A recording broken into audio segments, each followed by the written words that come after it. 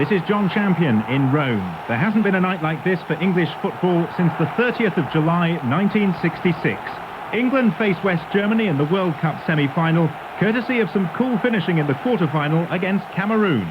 And Lineker wipes the perspiration from his brow with his left hand and moves forward and hits it with his right foot. And Lineker has scored.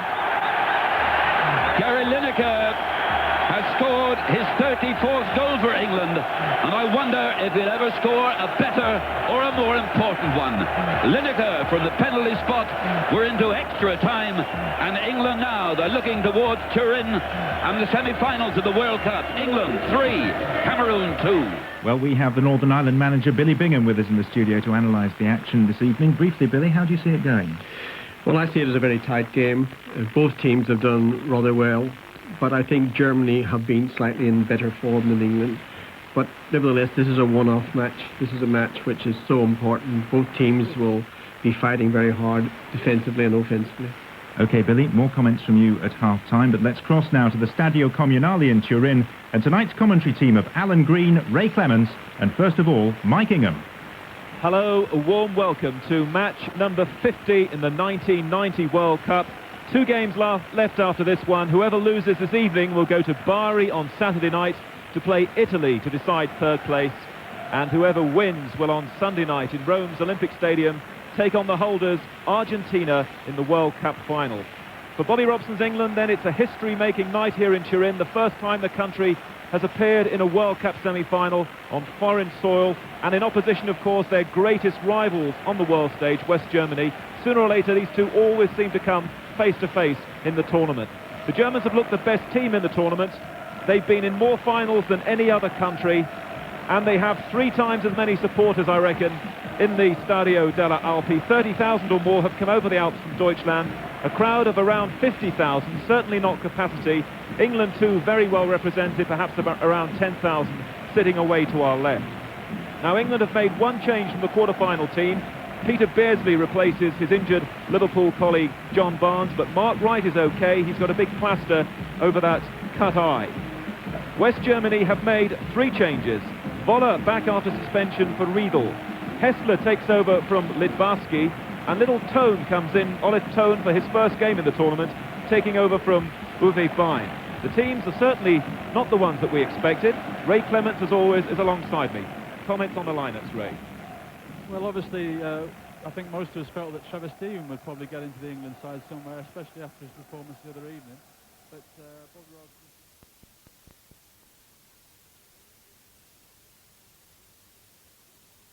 England will start the game playing from right to left. I'll work my way through the teams for you in just a moment, but Peter Beardsley and Gary Lineker stand over the ball on the centre circle. Bobby Robson was asked before this game how this compared with all the others. He said it's the biggest. It's the World Cup semi-final. The 94th for Bobby Robson as a manager, and it's the biggest. There's no question about that, as England hit the long ball looking for Lineker in the early stages inside the German penalty area, and the Germans have conceded a corner kick. West Germany have had to change their strip this evening. They've got light green shirts and white shorts. England, as always, in the famous white. And Chris Waddle, barely recognisable, goes across to the far side of the field. I say barely recognisable because he's had quite a scalping. He's been to the barber, has Chris Waddle, in the last 24 hours. He's got a very short haircut. And the England corner kick is taken over on the far side of the field. Flicked on, looking for David Platt. The shot comes in from Gascoigne, and it's saved by Iltner, the goalkeeper. Gascoigne on the edge of the area, and Iltner turns it away to the left. What a magnificent start for England. Another corner kick they've won down the far side of the field, the right-hand side. Peter Beardsley going across to take it.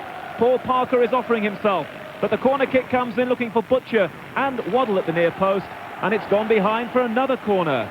Magnificent start here for England, forcing corners down the right-hand side of the field, and Gascoigne already producing a splendid save from the Cologne goalkeeper, Bodo Ilkner. England corner kick then. The Germans well back on defence. The corner kick comes in, it's flicked away. Stuart Pearce trying to get the ball back inside the penalty area, but it comes back to Des Walker, 10 yards inside the German half. Walker with a very interesting ball, and Bramer's there, the left full-back, as Waddle comes in to make a challenge, and I don't think the Germans have crossed the halfway line yet.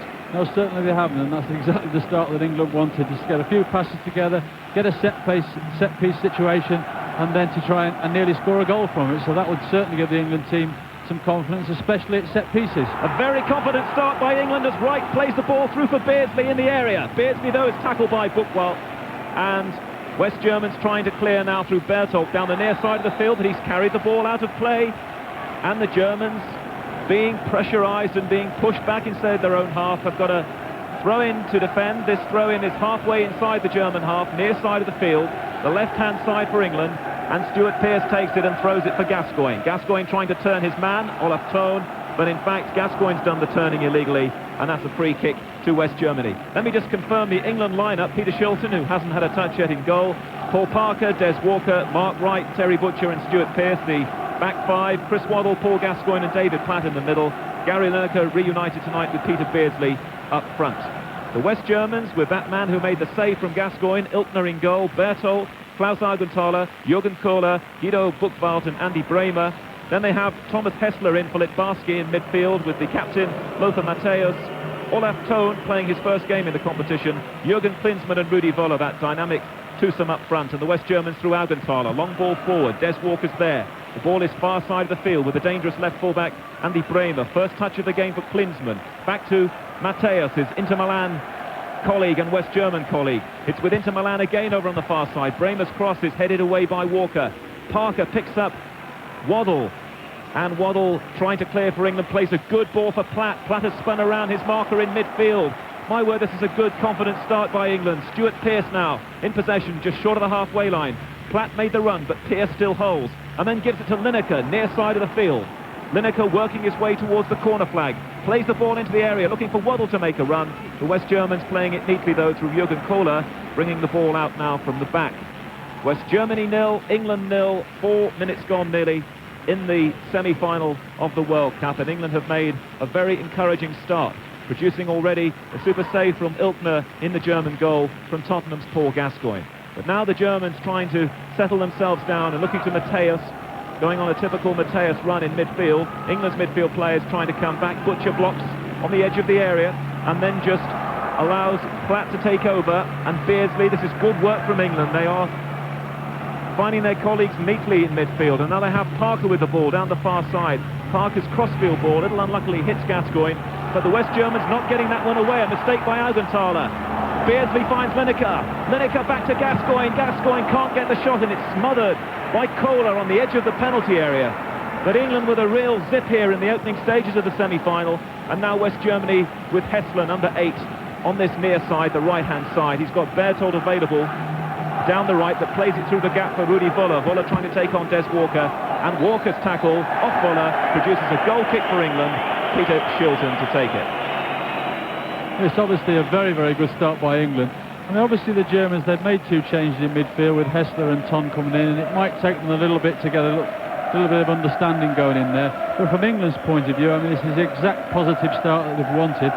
Augenthaler, who plays sweeper for the Germans, one or two people have sort of questioned his pace as such, and on a couple of occasions already when he's been put under pressure, he's given the ball away needlessly. So it's a very, very good start for us. And we're getting news from Wimbledon, from the quarterfinals, that Becker and Edberg have both won their quarterfinals today, so they're in semi-finals in sport. This is the semi-final of the World Cup to decide who plays Argentina in Rome on Sunday. England 0, West Germany 0. England have made a very promising start, but the ball is with Völler, dangerous player. Mark Wright tackles back, and the referee from Brazil, Jose Roberto Ramirez Wright, as Völler went on a spectacular dive, says play on, and England now can bring the ball out from the back through Nottingham Forest Stuart Pearce, who's winning his 30th cap in this semi-final. So now that Becker and Edberg have finished their tennis, I'm sure they're watching this game. No doubt who Becker's cheering for. Edberg, who of course lives in England, I'm sure is pulling for Bobby Robson's team.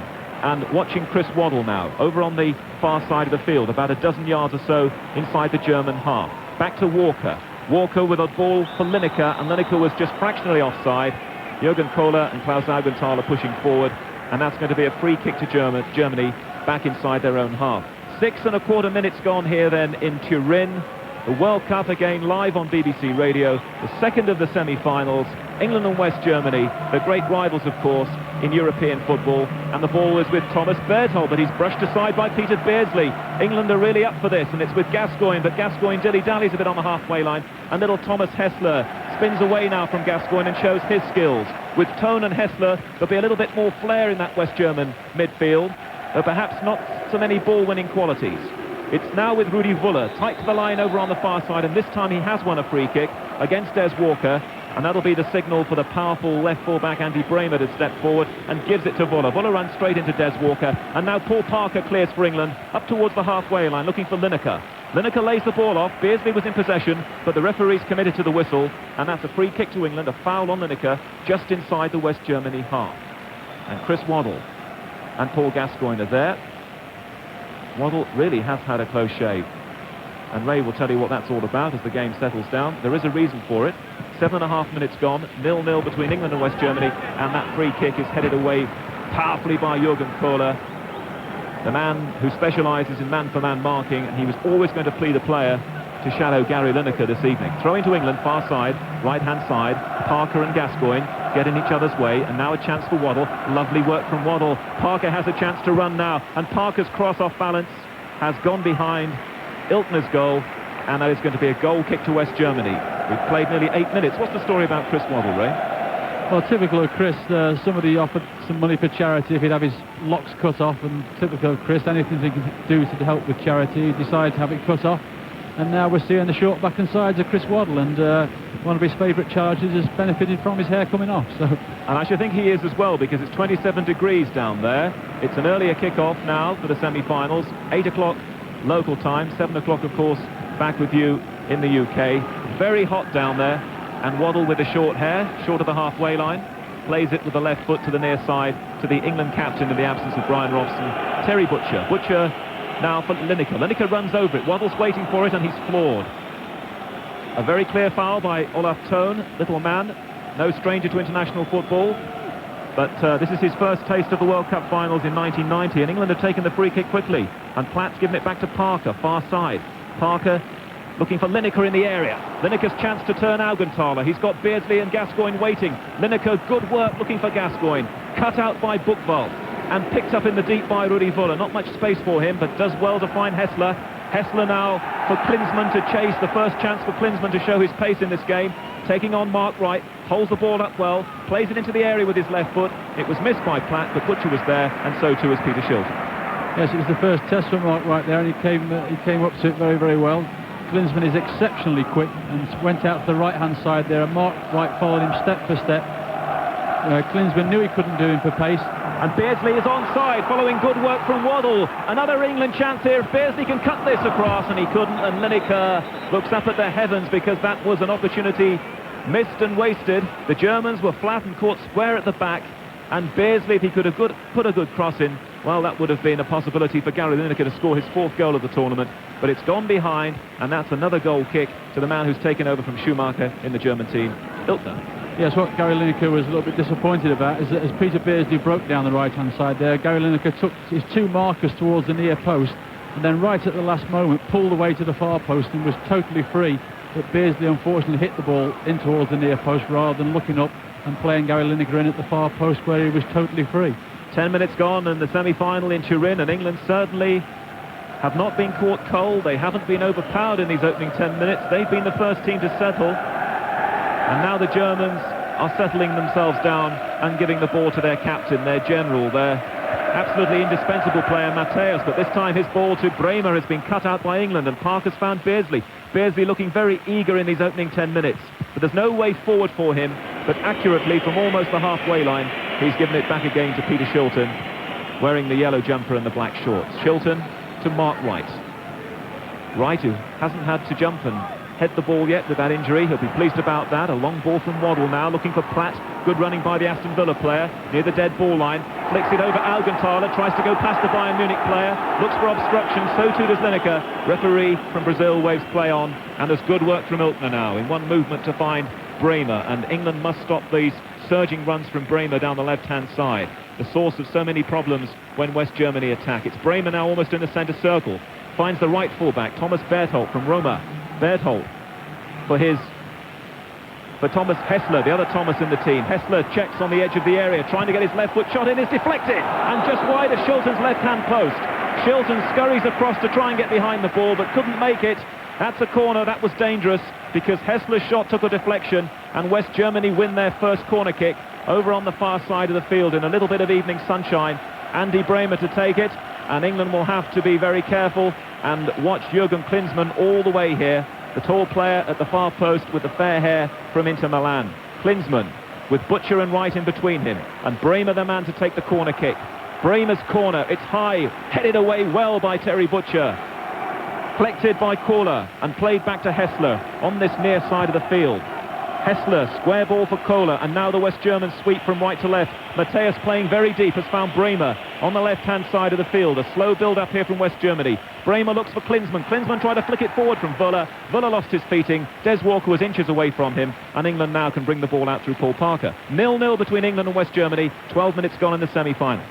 Yes, I think it's actually quite slippery out there, although obviously the sun's been out all day. The pitch has been well watered, and we've seen in this first few minutes that one or two players have slipped but have been trying to turn quickly. And in fact, Terry Butcher with that earlier Hessler chance actually slipped as Hessler tried to turn him. Terry slipped, and it created the shooting opportunity for Hessler, which thankfully for us, the deflection did us no harm. Parker has lost his way over on the far side, and then as he tried to get the ball back, he's fouled Andy Bremer, and that's going to be a free kick to West Germany, just short of the halfway line. Bremer, of course, one of 6 players in this German team playing this evening, playing their football in Italy, 3 from Inter Milan, and Thomas Hessler, who's come into the team, will be playing in the stadium next season for Juventus. The ball is with Bremer following the free kick. He's halfway inside the England half, trying to set himself up for a shot. No, plays a short ball to Hessler.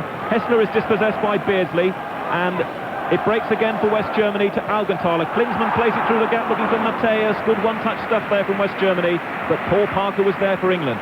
And Shilton finds Pearce. It's a good game, it's an open game. 13.5 minutes gone, and it's England's turn to attack now as Pearce carries the ball into the West German half, and it's a poor ball from the defender. But England have a chance to pick up the possession again now on the right-hand side through Parker. He allows Chris Waddle to take over, and Waddle gives it back again to Parker. England's turn now to play steady possession football. Gascoigne for Waddle. Waddle trying to turn defenders.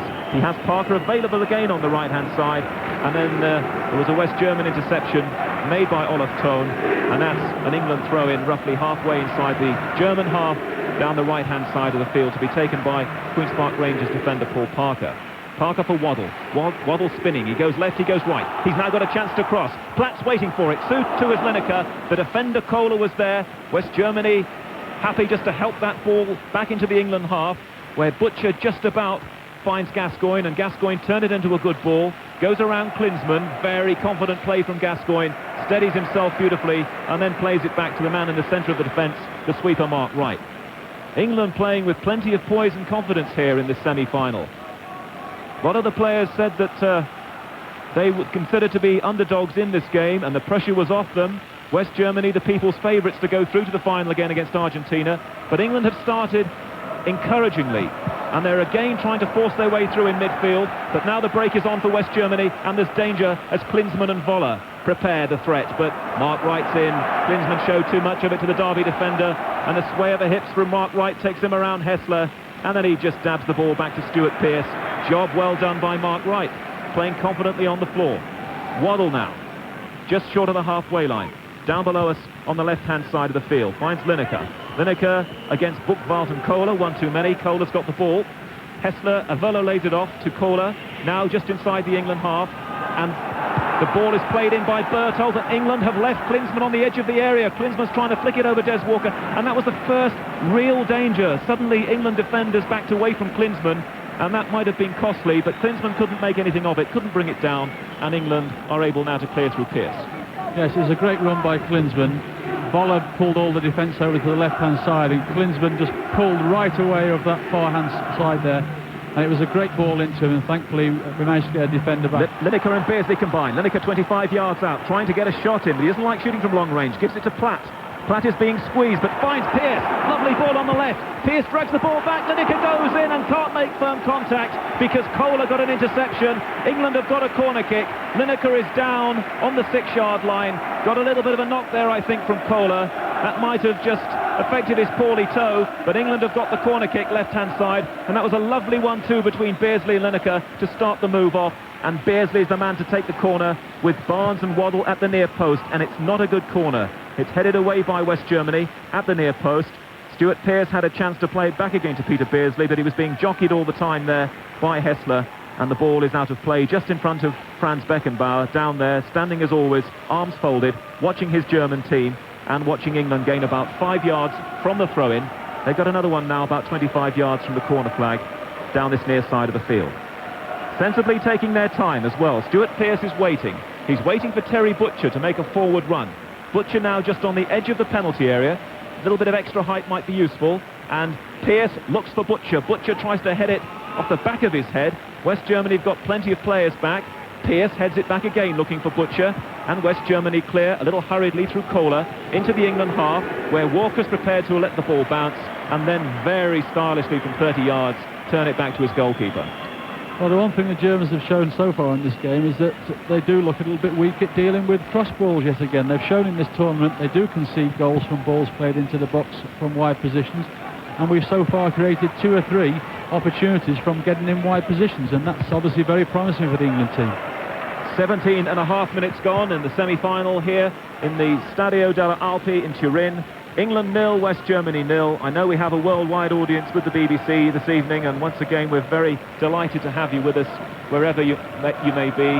This is a really pulsating game between these two great rivals, and now Augenthaler, the sweeper, pushes forward for West Germany. But the ball that he pushed into the area was firmly met by Des Walker, who finds his Nottingham Forest colleague on this left-hand side, just down below us, Pearce. Gascoigne now spreads the ball neatly into the German halfway. Platt plays it quickly forward for Lineker. England are moving again down the near side. Lineker checks, looks to see who's there. He's found Waddle just inside the penalty area. Waddle is being squeezed all the time here. No space for him. Does the next best thing, gives it back to Lineker. Lineker now trying to win a corner kick perhaps, but gets the cross in. Parker jumps at the far post and heads it wide. But again, another good silky move in the England midfield with Platt much involved, Lineker too, and Waddle. What the England team are managing to do is that they're managing to keep their shape in the middle of the field, but also it's giving them time for one or two of the midfield players at times to actually get forward into the box. We even had Parker on the end of things there. Chris Waddle got into the box before. Platt's been in the box on 2 or 3 occasions. Gascoigne's had a couple of shots from the edge of the box.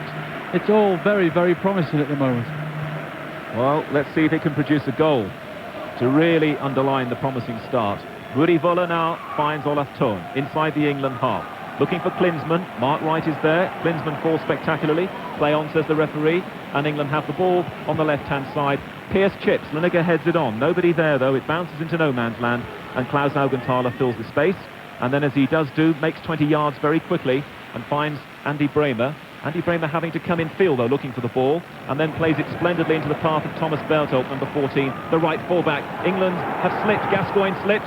Bertelt tried to get the shot in, Wright blocks it, Bremer plays it back into the area, it skims off Walker's head and comes towards the near side for a West German throw-in. And what Ray Clements was saying a little earlier about players losing their footing, Gascoigne certainly did then, and that might have been costly, but Bertelt's shot was blocked by Mark Wright, and the West German throw is taken by Thon.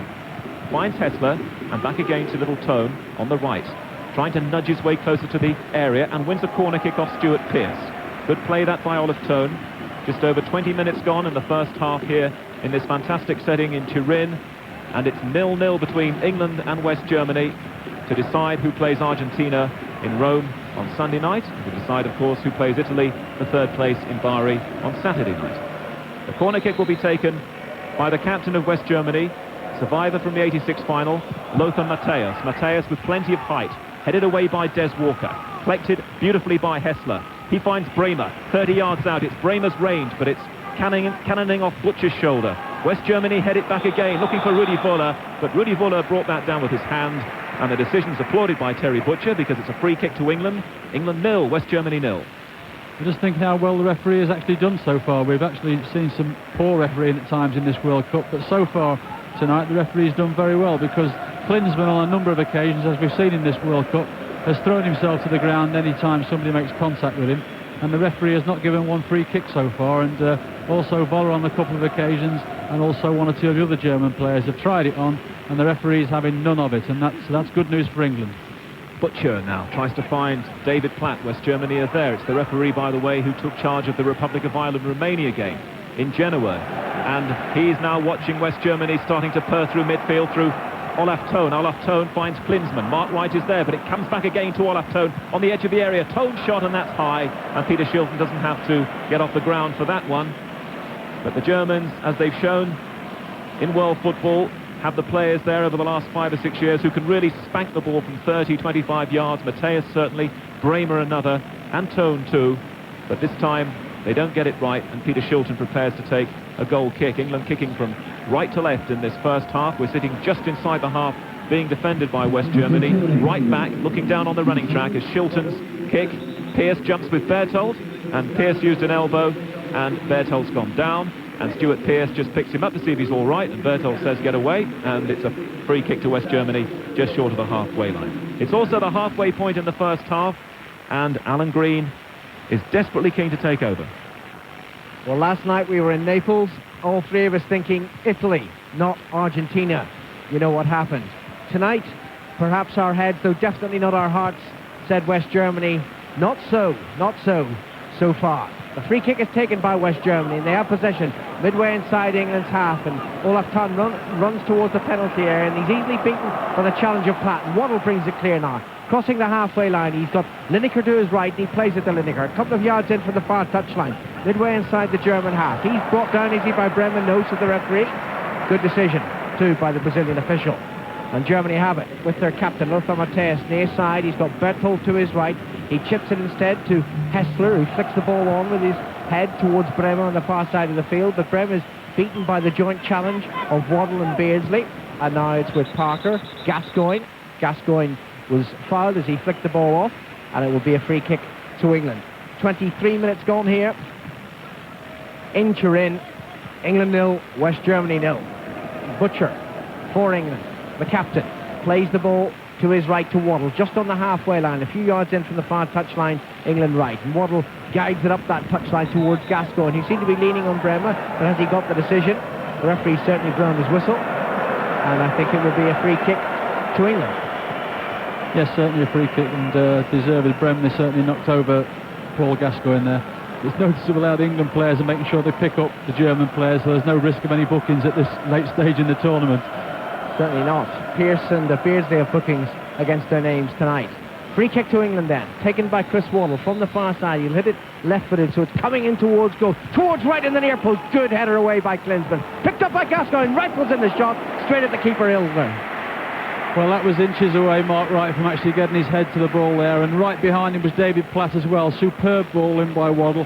The Germans half cleared it again. Again, didn't clear it fully, and it came out to Gascoigne. He struck it magnificently with his right foot, but Ilsner a good position and a comfortable save for him, but good power and good strength from Gascoigne with the shot. Andres Bremer plays the ball forward to Rudi Völler of Roma and out to Bremer of Inter Milan on the far side, the German left. Now flicked in towards Hessler, who turns and lays it back to the sweeper Augenthaler. Now taken up by Matthäus and flicked forward, harmlessly forward as far as England are concerned, towards the edge of their penalty area, and Butcher just chests the ball into the direction of Peter Shilton, and it's quickly played out to this near side to Pearce. Now back to Butcher, still halfway inside the England half. Forward to Pearce again, towards the halfway line. Gascoigne's made the run. Pearce spotted him. Gascoigne has possession now, level with the edge of the German penalty area. Has he won a throw-in, or is it a free kick, actually? A free kick against Buchwald, and Buchwald is arguing, and he mustn't, and it will be a free kick to England, no more than 8 yards to the left of the German penalty area, and about 10 away from the corner flag to our left. Paul Gascoigne will take the free kick. Mark Wright comes up. Jürgen Klinsmann goes with him. It was Klinsmann who got the important header just a couple of minutes ago. Wright prepares to make his run. Butcher's up there as well. Gascoigne waits. Now he comes forward. Hits it right footed towards the far post, and the referee's already blown. Well, I don't know what he blew for. It must have been some incident inside the box, pushing presumably. Yeah, there was a lot of pushing and shoving going on there between Platt and Wright and Augenthaler and Buchwald. They're all pushing and shoving, and the referee decided that it was more pushing from England than it was from Germany. He's certainly one of the better officials in this tournament, though. Well on top of the game and not holding up play unnecessarily. Here is Lothar Matthäus, just beyond the centre circle as far as Germany are concerned. Flicked out impishly towards the far side, towards Bremen. Now midway inside England's half. Forward to Hessler, but Hessler just stumbled as the ball came to, and Terry Butcher brings it clear for England. Backheels the ball to Gascoigne inside the centre circle. Gascoigne holds off the challenge, and then he's probably a little offended that he got the free kick because he still had possession, but it is nevertheless a free kick against Olaf Thon. And Mark Wright takes it quickly. Plays it to his left to Stuart Pearce, just inside the German half. And a lovely ball to the far side of the field for Parker, who's got a little bit of room. He thinks about playing in the cross, then tries to slide it forward to Lineker. It wasn't a good pass. Germany beat it away, and then it's put out of play on the far side. And it will be a throw into West Germany. 27 minutes gone. Still this second World Cup semi-final scoreless, but a lovely throw by Bremer towards Wöhler now. Faced only by Walker. Klinsmann can pick it up just outside the penalty area. Turns away from one challenge, then flicks it to his right to Berthold now. Right corner of the England penalty area. Onto his left foot. His shot is blocked well by Pearce though, and it's going to be picked up on this near side by Peter Beardsley, who's tackling back well. Beardsley infield to Platt. That was a good ball. Forward to Gascoigne. Gascoigne the lay off to Platt. Lovely play by England. Now Waddle's making the run. It's suddenly 3 against 2. Platt edge of the penalty area. Still running. He comes down. He falls. He wasn't brought down, and that was rather wasted. It was in the end, but it was brilliant play in the first place for David Platt to break down this left-hand side. The Germans, superbly fit, got back and covered very, very quickly, and maybe an earlier ball would have created a real opportunity. But England are looking so sharp. You know, apparently they haven't trained since the last game. They haven't trained for 2 days. They've just rested up. It just seems they've really got the appetite for it, whereas in other games they've sometimes seemed half a yard short. Today, or this evening, they're really looking up for the game and really looking first to the ball on all occasions. Augenthaler for West Germany. Forward to Buchwald, who's up in a forward position, and he lays it off to his right to Berthold. Plenty of room for the cross and the time, but it's deflected by Walker and falls to Gascoigne. Takes it on his chest, now down to his feet. Still short of the halfway line. Gascoigne tries to slip the challenge of Mateus, and the ball breaks neatly for Beardsley. Out to Gascoigne again. Beardsley kept running. Gascoigne slips the ball between the legs of Mateus, but then plays it only as far as Buchwald. Mateus, the German captain, takes it up. Short of the halfway line. Now moving infield inside the centre circle. Plays it to his left to Hessler, who we expected to take up position on the right flank, but he's playing more left midfield at the moment. Out to Bremer. Infield again to Köhler. Short of the halfway line. Köhler hasn't got Lineker to mark for the moment. Plays it to his right to Buchwald. And now it's with Augenthaler, the sweeper. Still inside the German half. And West Germany taking a bit of a breather while they decide what to do. Now Augenthaler moves forward. He's already midway inside England's half. Lovely ball through to Wöhler inside the penalty area. Out comes Shilton. Wöhler gets the ball. Shilton's left edge goal. Great saving challenge that was by Paul Gascoigne. The ball is out of play, and it will be a throw into West Germany. You could see what went through Paul Gascoigne's mind then as the ball was played down the side to Wöhler. Gascoigne was the last man. Danger still there though. Wöhler, right side of the penalty area, holds off one challenge, gets the cross in. Good header by Mark Wright. Paul Parker heads it clear too. Picked up by Hessler though, midway inside England's half. Out to Bremer, far side. He just checks, holds up. Now he lays it to his right to Augenthaler. Again there's room. Buchwald is forward. Augenthaler tries a ridiculous shot from over 40 yards. That's the way we want them to shoot. Over the crossbar and behind for a goal kick. He has got a very powerful shot, but not that powerful from that distance. But what I was saying about Gaza, when the ball was played into the box there, you could see what was going through Gaza's mind. It was the Cameroon all over again. He didn't want to touch Wöhler because he was frightened of pulling him down for a penalty. Schultz came out at his feet and also was a little bit worried about pulling Wöhler down for a penalty. So he forced him away from the goal, and then Gaza managed to get the challenge in. But that was good play by Gascoigne because he could so easily have put a reckless challenge in there and caused a penalty situation. Stand up, don't rush him with a challenge. Half an hour gone, England 0, West Germany 0, but England having slightly the better of the match so far, and that would be against expectations, or against most people's expectations, though certainly not Bobby Robson's. Germany have possession on the far side of the field, and Buchwald just stretches his legs and then flicks it to his left to the full-back Bremer. Infield now to Olaf Kahn. Forward to Klinsmann, left side of the penalty area. Immediately Wright comes across, and Wright just stretches that very long right leg and stabs the ball out of play on the far side of the field. It bounces a couple of times, and then the yellow-shirted ball boys bring it back, 2 of them, and the throw to be taken by Bremer to Thorn. Thorn heads it back to Bremer, level with the edge of England's penalty area, onto his right foot, onto his left, gets the cross in towards the near post. Walker with the firm header away. Beardsley chases, Beardsley wins it. Now Beardsley running, he's got Lineker breaking with him. Beardsley keeps the ball at the moment, moving towards the penalty area, looking for support. He's going to find it from Chris Waddle.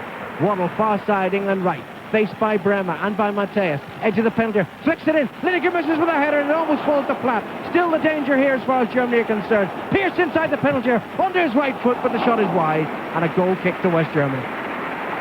Well, good build-up again, started by Peter Beardsley. He's very aggressive running into the Germans' half.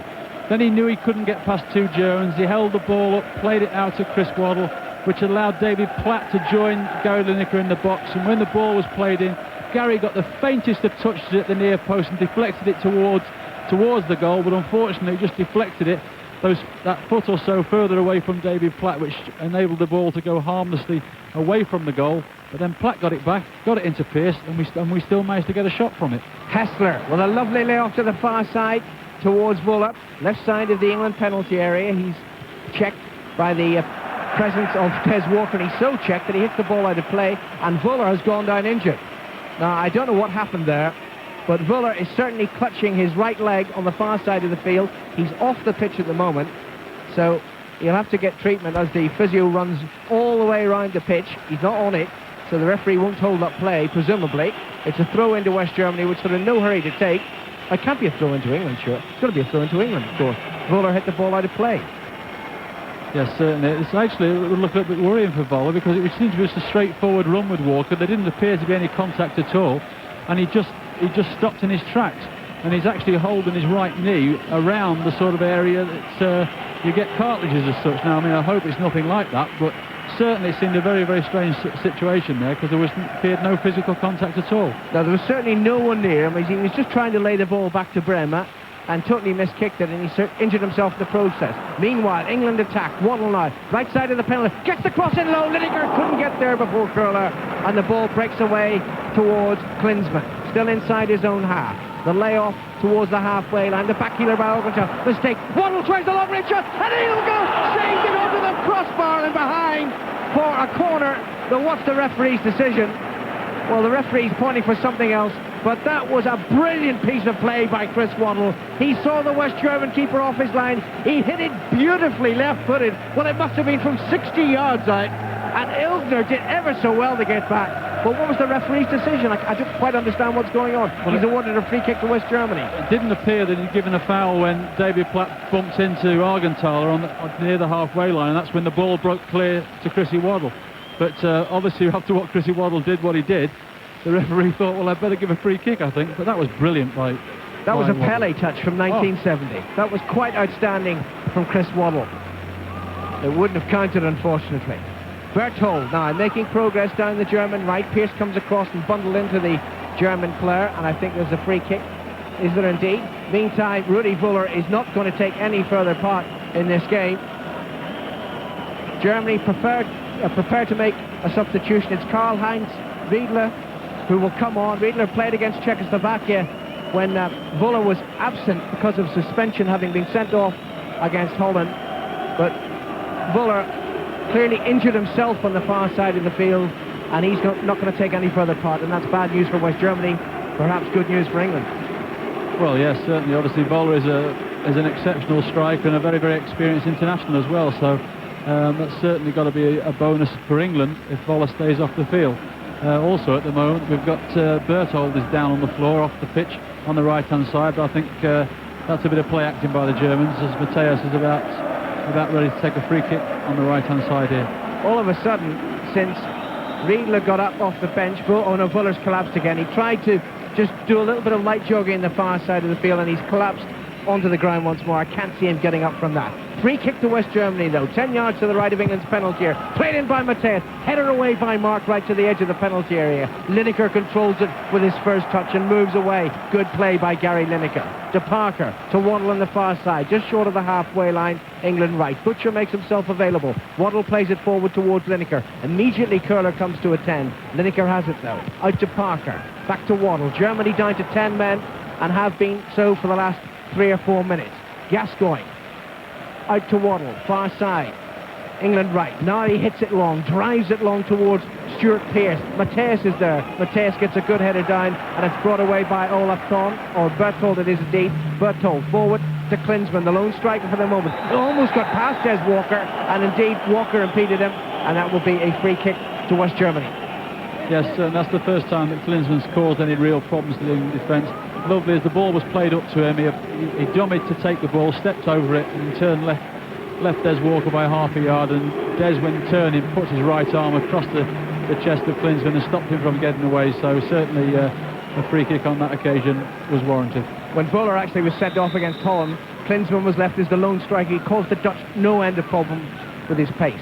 Free kick to West Germany, taken by Matthäus towards the penalty area, the England penalty area. It bounces once and then Parker heads it away on the far side of the field, and it comes off the advertisement hoarding. It will be a throw-in to West Germany. Olaf Thon will take it back to Bremer, and Beckenbauer still reluctant to make this substitution. Novell has been out of play for the last 5 minutes or so, still receiving treatment on the far side of the field. Germany have possession. It's with Berthold, who's made a recovery certainly from his injury of a few minutes ago. He lays it back to Kohler, quickly out to Bremer, far side, the German left, out to Olaf Thon, or it's Hester now, picking it up just outside the penalty area. Now it's with Thon, 30 yards from goal, checks onto his left foot, he's going to try a shot, Shilton's behind it, and gathers it well, just a couple of yards from the goal line.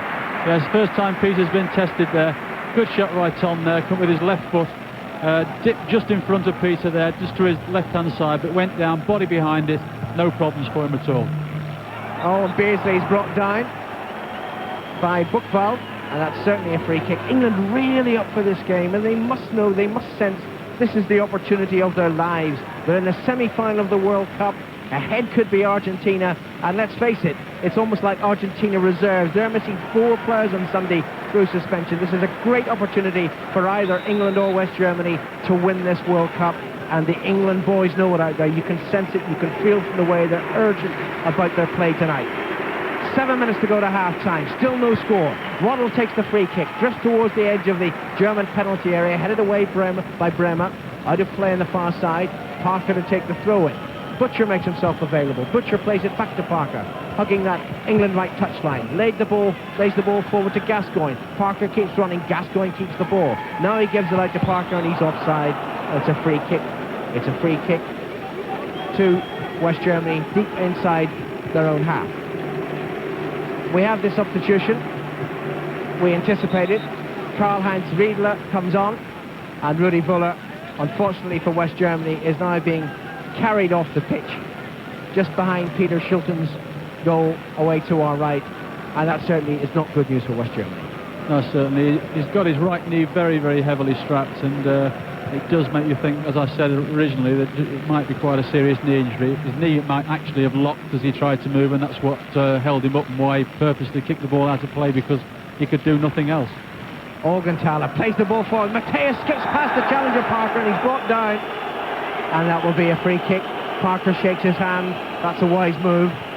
Got up, walked away, apologised to the referee, apologised to Matthäus, and a free kick to West Germany is, though, 30 yards from goal, and there's more than one player in this West German lineup who can strike them from that distance.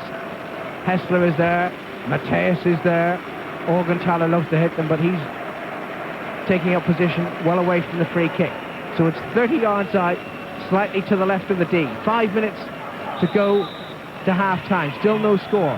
Hessler stands over the ball. Matthäus waits to make the strike. They still wait.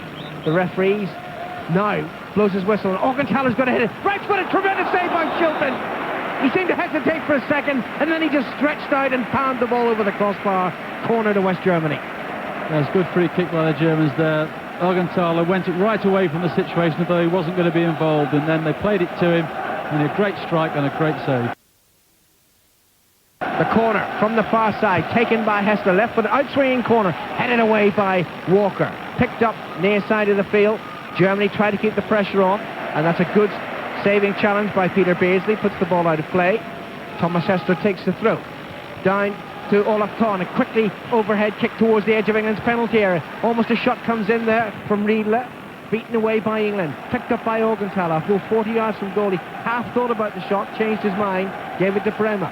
Now it's with Matthäus, midway inside England's half. England defending over the last couple of minutes. Back to Augenthaler, and for the first time this evening, the German fans, who certainly dominate the English fans inside this stadium in Turin, find their voice.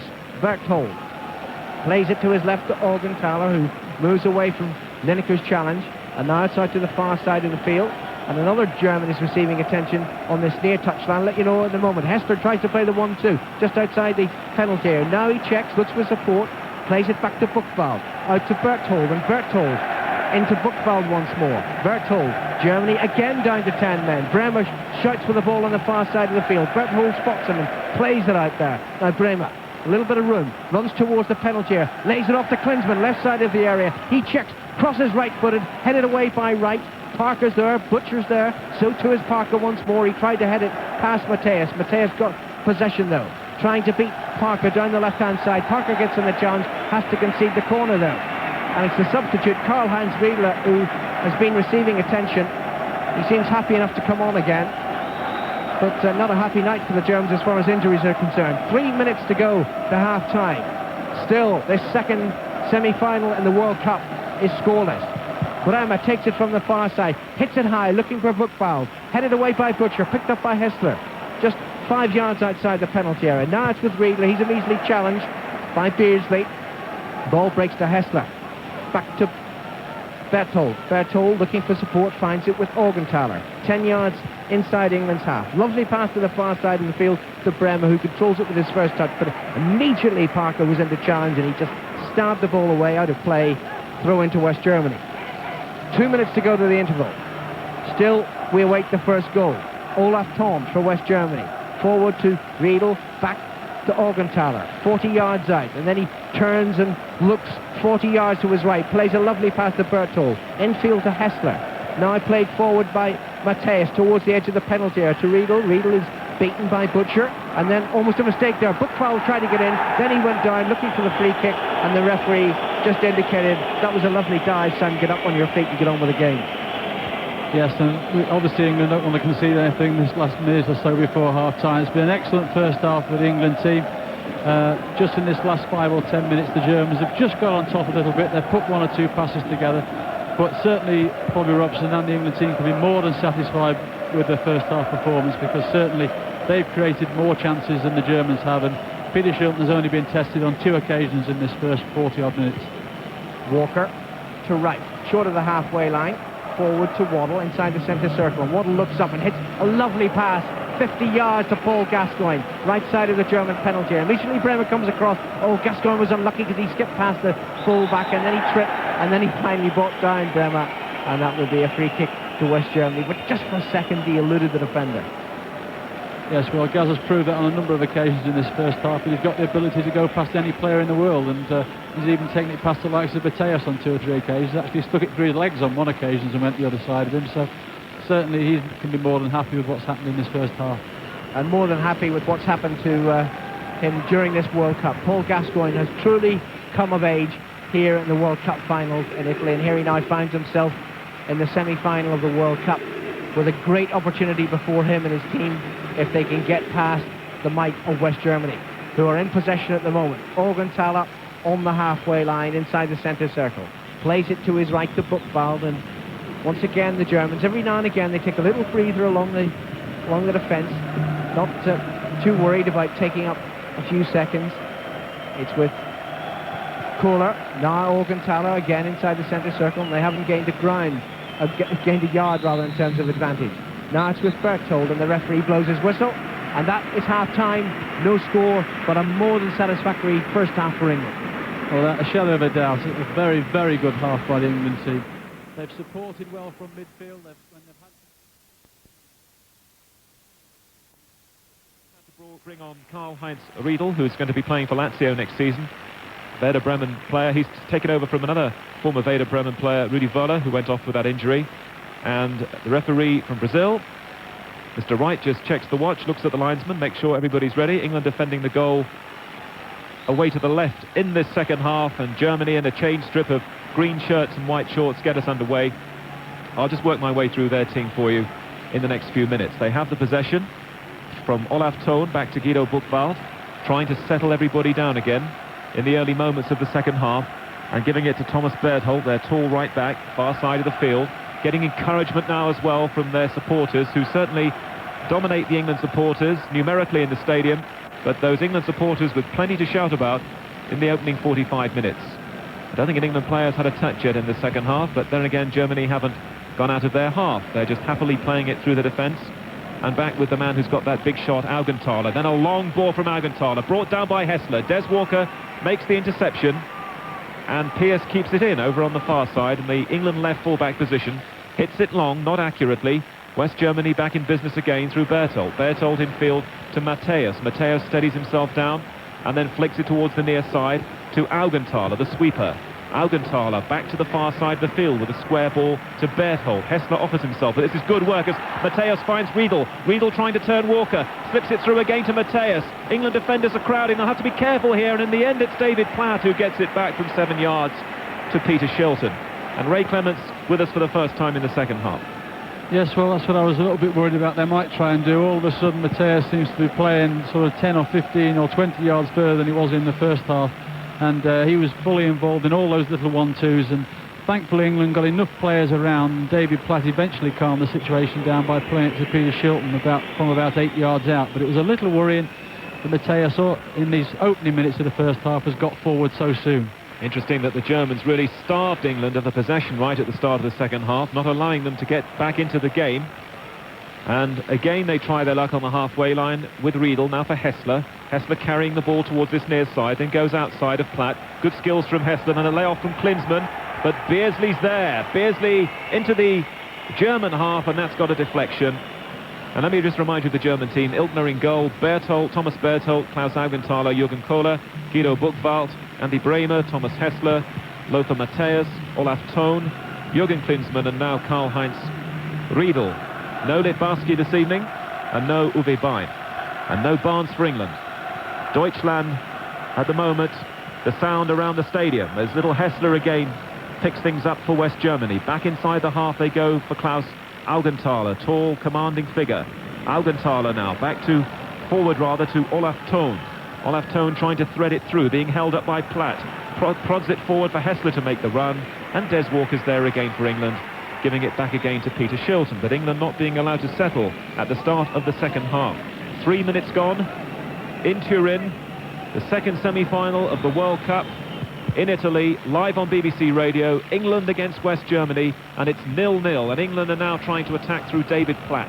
Platt to the near side of the field, doesn't run for Waddle, and Waddle didn't allow it, but then Waddle gives it back to Parker. Terrific run from Parker if he can get the shot in. No, it's been blocked by Augenthaler. But that was a great break by Waddle and Parker.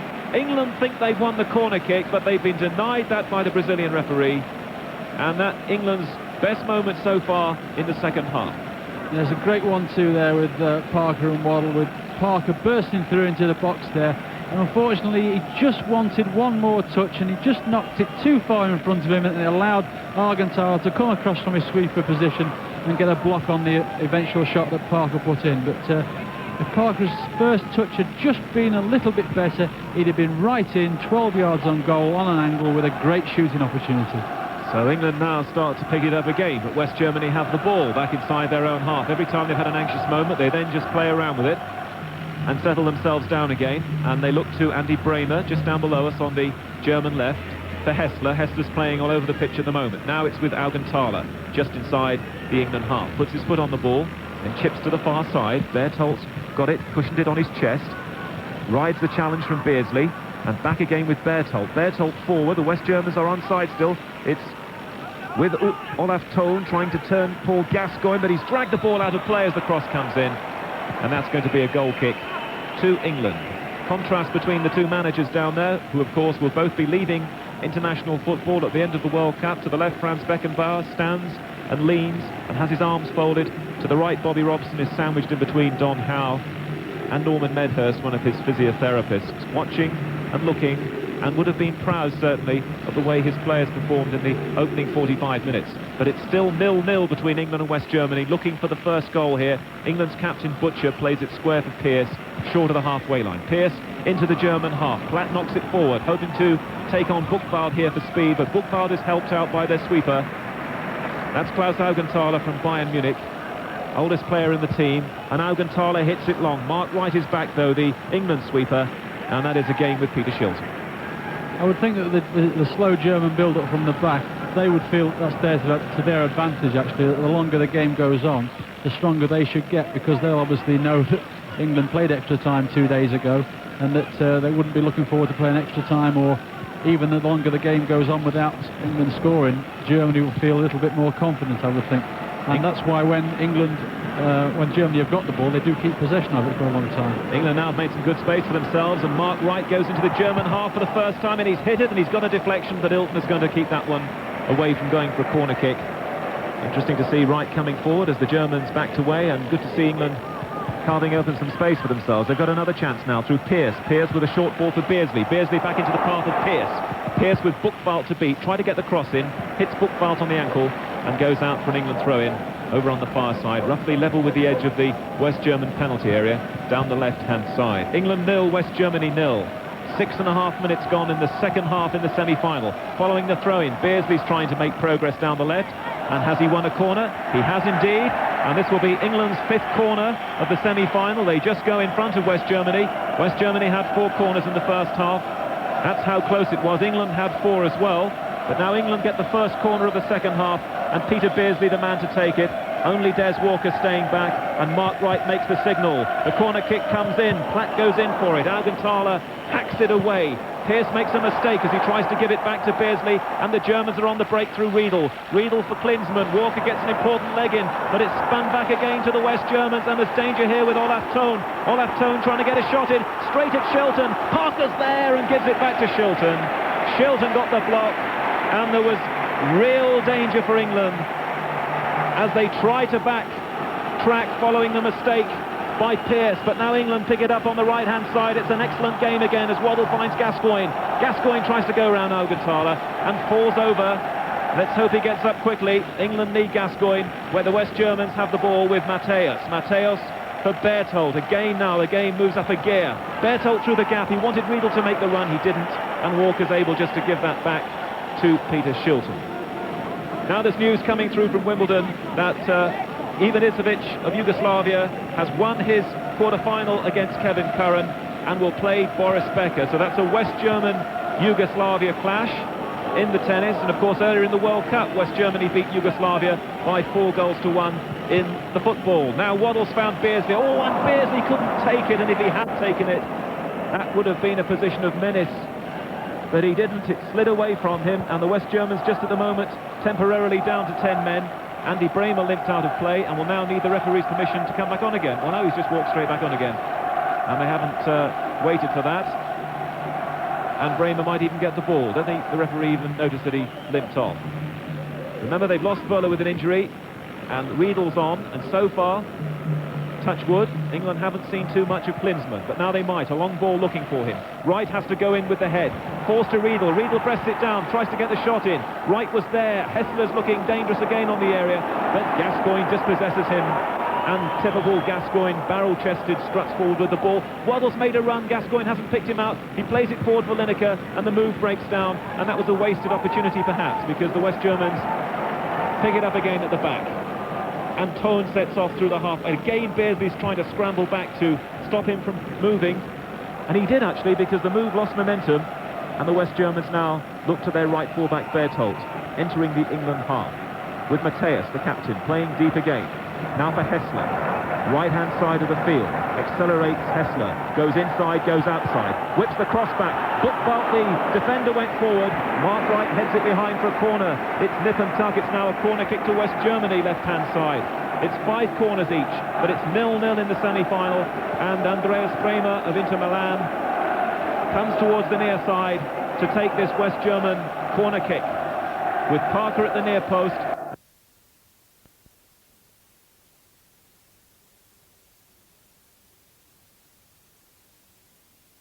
Gascoigne's going to have to clear, and he does. He sweeps the ball downfield into the German half, and that's going to go all the way back to their goalkeeper, Ildner. Yes, England are just coming in fits and starts at the moment. We haven't quite got control of the game like we had in the first 35 minutes of the game. When we have had it, we've given it away a little bit too easily in this first 5 or 6 minutes of this second half. So it's a situation where England just need to keep their shape, get control, and when they've got the ball, just keep it and move the Germans around rather than the Germans running the white shirts of England around. Hessler now having a little bit more influence in midfield, but the ball is with Augenthaler, 25 yards out. Augenthaler trying to play a 1-2 with Riedel. He gave it back to Riedel, and it was an impossible one for him to take. And now Beardsley can stride clear for England, but there's not much on for him. Does well to find Lineker, tight to the line. And Lineker is fouled surely that was a foul by Kohler, and Lineker ended up out of play, so we'll have to wait and see whether the referees have awarded a throw-in or the free kick. Parker's not quite sure, settles for the free kick, and the referee says, OK, carry on. Waddle's got it. Waddle Gets the ball onto his left foot, looks for Platt at the far post. It's headed away by West Germany. Riedel comes back, the striker, to pick up the possession and find Hessler. Hessler quickly forward to Buchwald, who'd made a run from nowhere. Good play from the West Germans. The tall Buchwald, infield to Riedel. This is another very promising build-up from West Germany. Riedel finds Matthäus. There's danger for England on the edge of the area. Matthäus back to Tone. Tone with the shot, and that's wide. But the West Germans really strung passes together beautifully then, coordinating superbly through midfield, and it ended up with Tone just wide.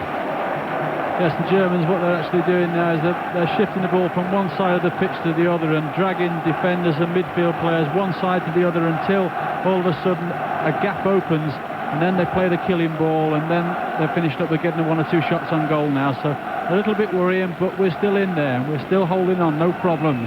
West Germany looking to make it a hat-trick of World Cup final appearances. 82 they got there and lost. 86 they got there and lost.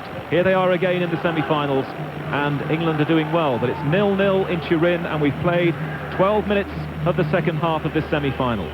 And England have got a free kick, a couple of yards from the halfway line, and Parker just knocks it into the path of Waddle. Waddle with the ball to the feet of Beardsley, and now back again to Chris Waddle, sporting that short haircut, and Waddle doesn't really get motoring there at all, runs straight into Matthäus, and Matthäus sprints for all he's worth, and he's gone past Walker, and Matthäus enters the penalty area and then loses his footing, and Chris Waddle is trying to hold him up. He still manages to get the ball back into the semicircle, but David Platt is working back well there for England.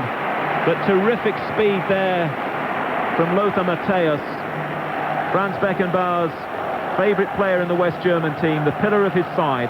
And now West Germany press again down the left-hand side. Bremer looking for Klinsmann, right, hacks it away up in the air. But the West Germans just at the moment are on top. It's with Beardsley. Beardsley trying to interlock there with Platt, but he's given it away. And Hessler's going forward now for West Germany. England have to be very careful with the tackles as Hessler gets towards the area. The tackle in the end came in, and it's been penalised, and Hessler's gone down. Stuart Pearce to pick him up.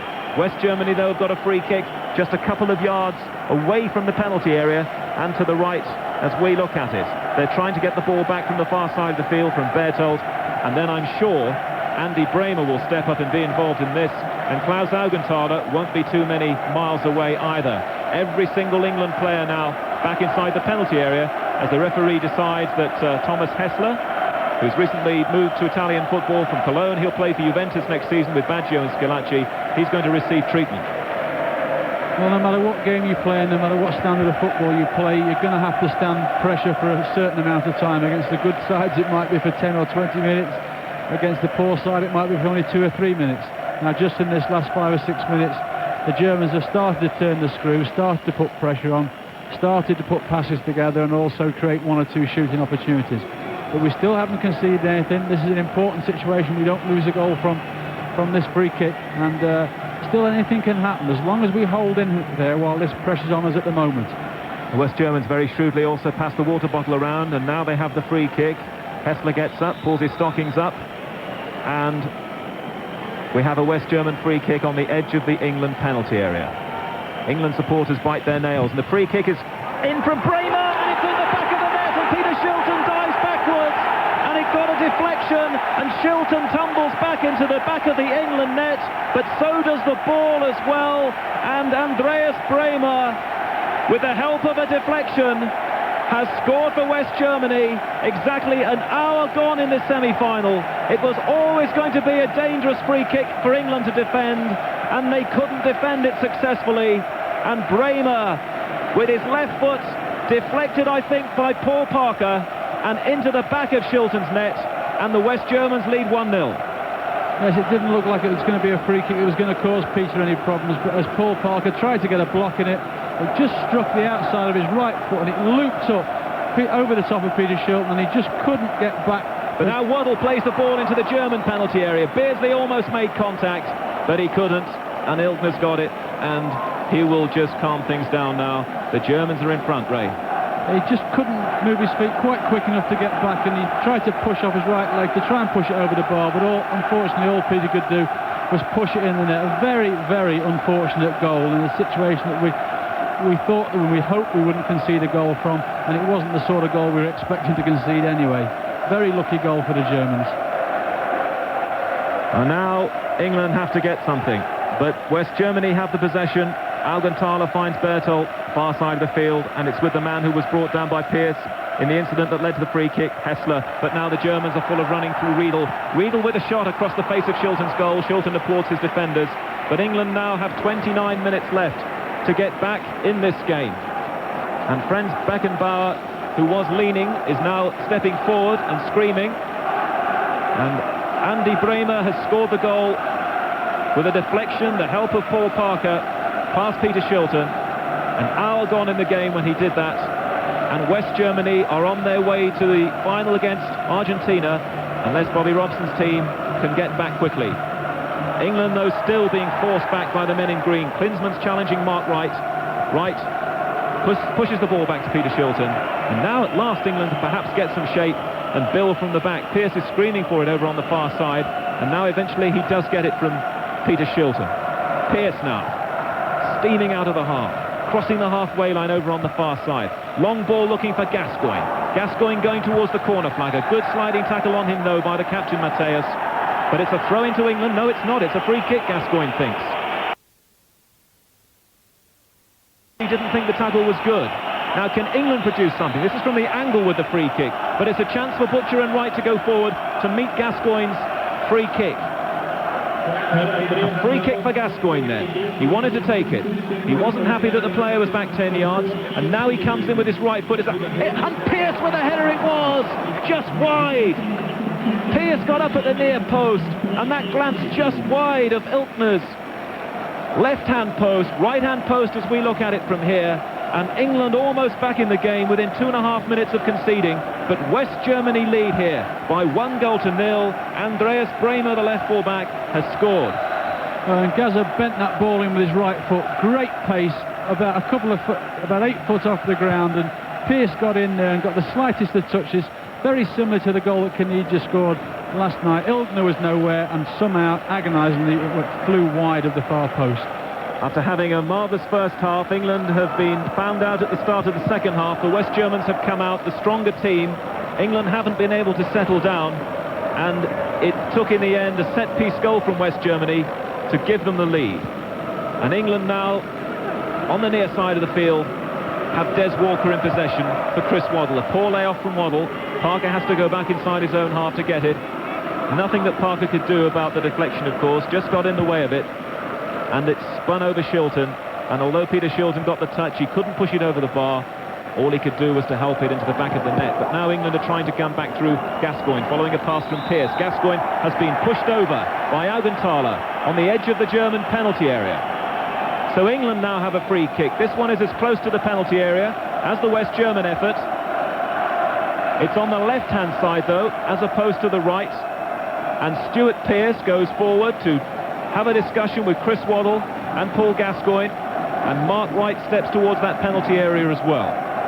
19 minutes gone in the second half here in Turin. West Germany lead by 1-0.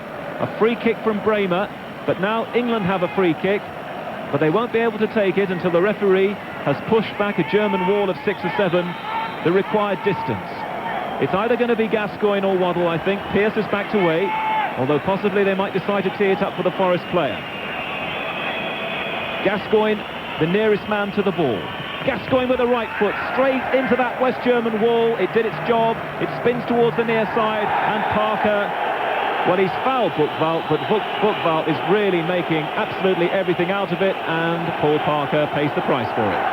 It's a yellow card for Paul Parker, his first of the tournament, and he has really had a most unfortunate last 5 minutes, and it will be a free kick to West Germany, but Parker has been booked, and West Germany lead here with 25 minutes to go, and Ray Clements is pointing down to the bench because he's drawing my attention to the fact that there will be a West German substitute. Stefan Reuter is going to come on, another Bayern Munich player.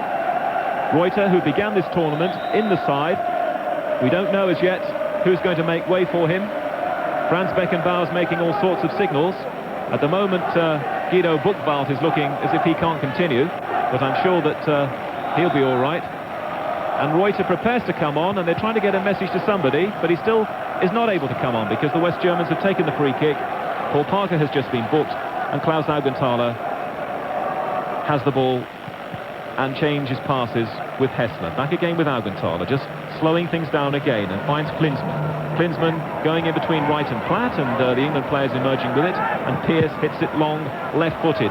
Not much chance for Beardsley in the air against Buchwald. Not very sensible.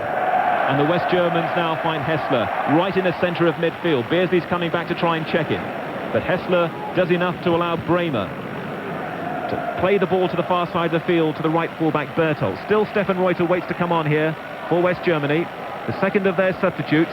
But West Germany happy to keep the ball through Augenthaler, and he aims a long one to the near side. It's beautifully brought down by Hessler. Parker goes in again to win the ball off Hessler, and he's been penalised. It's going to be a free kick to West Germany, and Thomas Hessler, who's just been fouled, that's his last bit of excitement, because he's going to come off, and he's going to be replaced now by Stefan Reuter as Franz Beckenbauer takes away a little flair, perhaps now tries to add a little more of the holding in midfield, holding on to what they've got, and Reuter comes on for Hessler. West Germany taking quite a bit of time over this free kick, approaching the halfway point of the second half, and the Germans lead through the man who's just touched the ball to the far side, Bremer. And now Reuter might get his first touch inside the England half. No, good work from Pearce, strong, determined. Gascoigne now. Gascoigne weaving his way into the West German half, plays it through the gap, a great chance for Waddle. Waddle couldn't take it, and Kohler turns it away for a corner. And a fantastic ball played through for Chris Waddle. He just could not get that one under control, though. England win the corner kick. Beardsley goes across to take it, and Alan Green to describe it for you. Well, the temperature may have dropped from 27 degrees to 25 degrees, but the atmosphere even more intense now than it was at the start of this game. Beardsley drives the corner in. It's headed away by Germany. Gascoigne tries to flick it out towards Beardsley again. It was a lovely pass. Beardsley plays the ball in first time. Lineker can't get his head to the ball before Kohler, and it's out of play on the far side of the field. Throw into England, and urgency about England's play now. We've got 22 minutes left in this semi-final, and Steve Bull lingers on the edge of the touchline as England attack now. Waddle inside the penalty, goes down, but that's not a penalty. It's play on according to the referee, and Germany bring it clear, and they run through Olaf Thon towards the halfway line, and that's flicked towards this near side of the field, but Mark Wright manages to nudge it away from Riedel. Out comes Shilton out of his penalty area, hits the ball away across the touchline, and we wait to see. It's Trevor Stephen, indeed not Steve Bull, who's got off the bench, and Stephen prepares to make his entry into the game with less than a quarter to go. Throw in to West Germany from this near side, about 10 yards from the corner flag, deep inside England's half. It's thrown by Bremen. He takes the return pass from Olaf Thon onto his left foot. He hits the cross into Parker. It goes behind. Is it a corner? It is indeed a corner to West Germany. Bremen's free kick, the difference between the sides at the moment, took a wicked deflection and looked over the flailing arms of Peter Shilton into the net. Bremen will take the corner from this near side, left-footed, drilled towards the edge of the penalty. Mateus shoots on the half volley, but it's blocked by England and met by Lineker. Still midway inside his own half. Out to Beardsley on the far side of the field. Beardsley and Lineker have worked so hard tonight. Now it's with Pearce crossing the halfway line. Is he brought down? No, Pearce keeps going. Tremendous run by Stuart Pearce. Edge of the penalty area. Now he tumbles into two challenges and wins the free kick. Well, that was a great run by Stuart Pearce. Started in his own half, just kept running. I mean, it was Berthold who was trying, or Buchwald it was actually, was trying to catch him. He couldn't catch him. He kept running right at the heart of the German defence. And eventually Augenthaler came out and had to foul him. The substitution, when it will be made, will be Trevor Stephen for Terry Butcher. And indeed, Terry Butcher is drawing the referee's attention to that. He's taking off his captain's armband. And I wonder who will take over once Butcher comes off. Butcher now makes his way towards this near side of the field. Trevor Stephen will come on, and then England will have a free kick no more than 5 yards from the edge of the German penalty area. 6 players in that green wall. Waddle stands over the ball. Gascoigne is there, and Pearce prepares to make the run. Beardsley lurks to the right. What have England got in mind here? Is it going to be a hard effort from Stuart Pearce? The referee's still unhappy with the German wall. Now he's happy. Blows his whistle. Waddle waits. Lays it off to Beardsley. He shoots. It's blocked. Can a second shot comes in from Trevor Steven, and a good save by Ilgner. Steven's first touch of the game almost brought an equaliser. Almost brought an equaliser, but the referee also gave offside about Peter Beardsley just trying to follow in. But obviously what they're going to do is just going to go to a flat back four with Wright and Walker in the middle, and Parker and Pearce as the fullbacks, and Trevor Steven will play on this right-hand side, and Chrissy Waddle has gone over on the left-hand side to play. 19 minutes to go. Germany lead by a goal to nil. The ball is back inside their penalty area with Bodo Ilgner, the Cologne keeper, who will take his time, and now he throws it out with his right hand to this near side to Bremer, and now it's back with Ilgner, and Lineker goes up there and says to the keeper in terms of his physical presence, get on with it. Now Lineker moves away, and Ilgner does get on with it. He hits it long right-footed towards Klinsmann. Good header on towards Riedel, but important interception by Des Walker. The referee has blown his whistle, I think, for an infringement by Riedel, and it will be a free kick to England, which Mark Wright will take. Hits it short to his left to Walker, and now to Pearce on the far side, who made that tremendous run just a moment or so ago. Now with Chris Waddle, still short of the halfway line, flicked with the outside of his left foot to this near side to Parker, forward to Trevor Steven. Steven waits near side England right, plays it to Parker, infield to right. He's got plenty of room if he wants to come forward, gives it instead to Walker. Now with Waddle, 15 yards inside the German half, on his left foot towards the England left, flicks it high towards Gascoigne, right side of the penalty, header behind for a goal kick, when the header across goal might have been the better option. Yes, Gary Lineker and David Platt were both along the 6-yard line there. All it needed as the ball came in from Chrissy Waddle to Paul Gascoigne.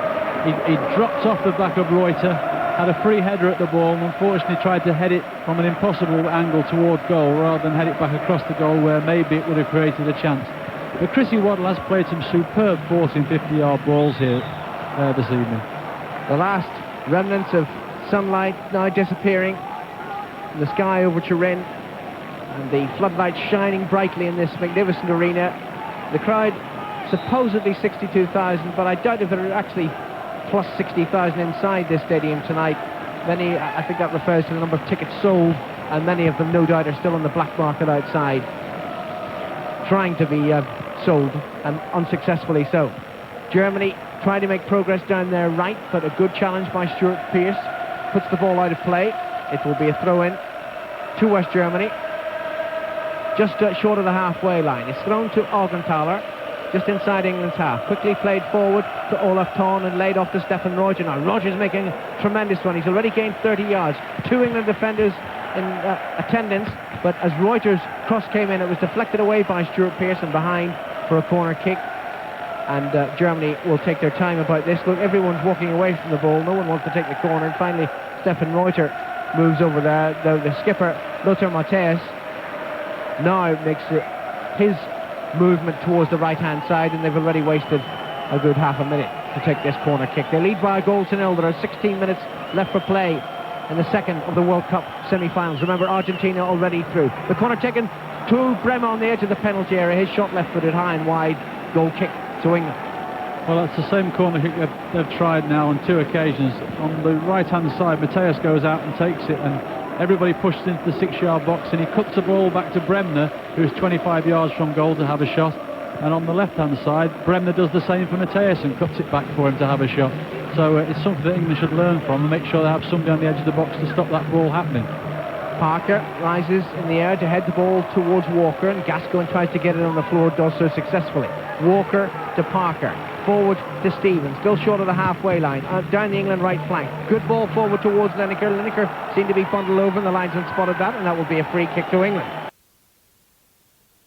The foul was against Jürgen Kohler, and Kohler argued, and now he moves away, and it will be a free kick to England. A few yards in from this near touchline, England right, midway inside the German half. Waddle stands over the ball, and Wright makes his move forward to the edge of the West German penalty area, preparing for this free kick from Chris Waddle. Waddle looks towards the England bench for inspiration.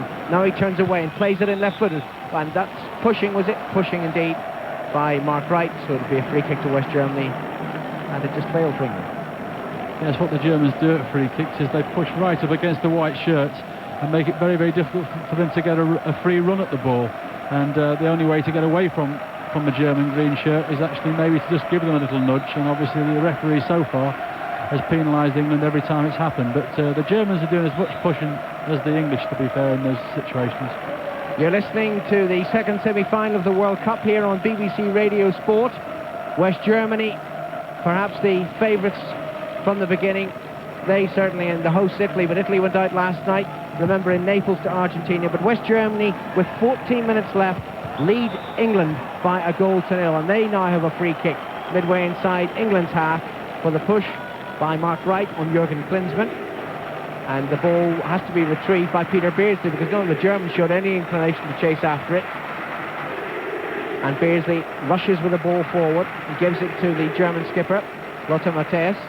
Matthäus plays it short to his right to Reuter, out to the far side to Berthold, and Berthold plays it onto his left foot, thinks about playing the cross in.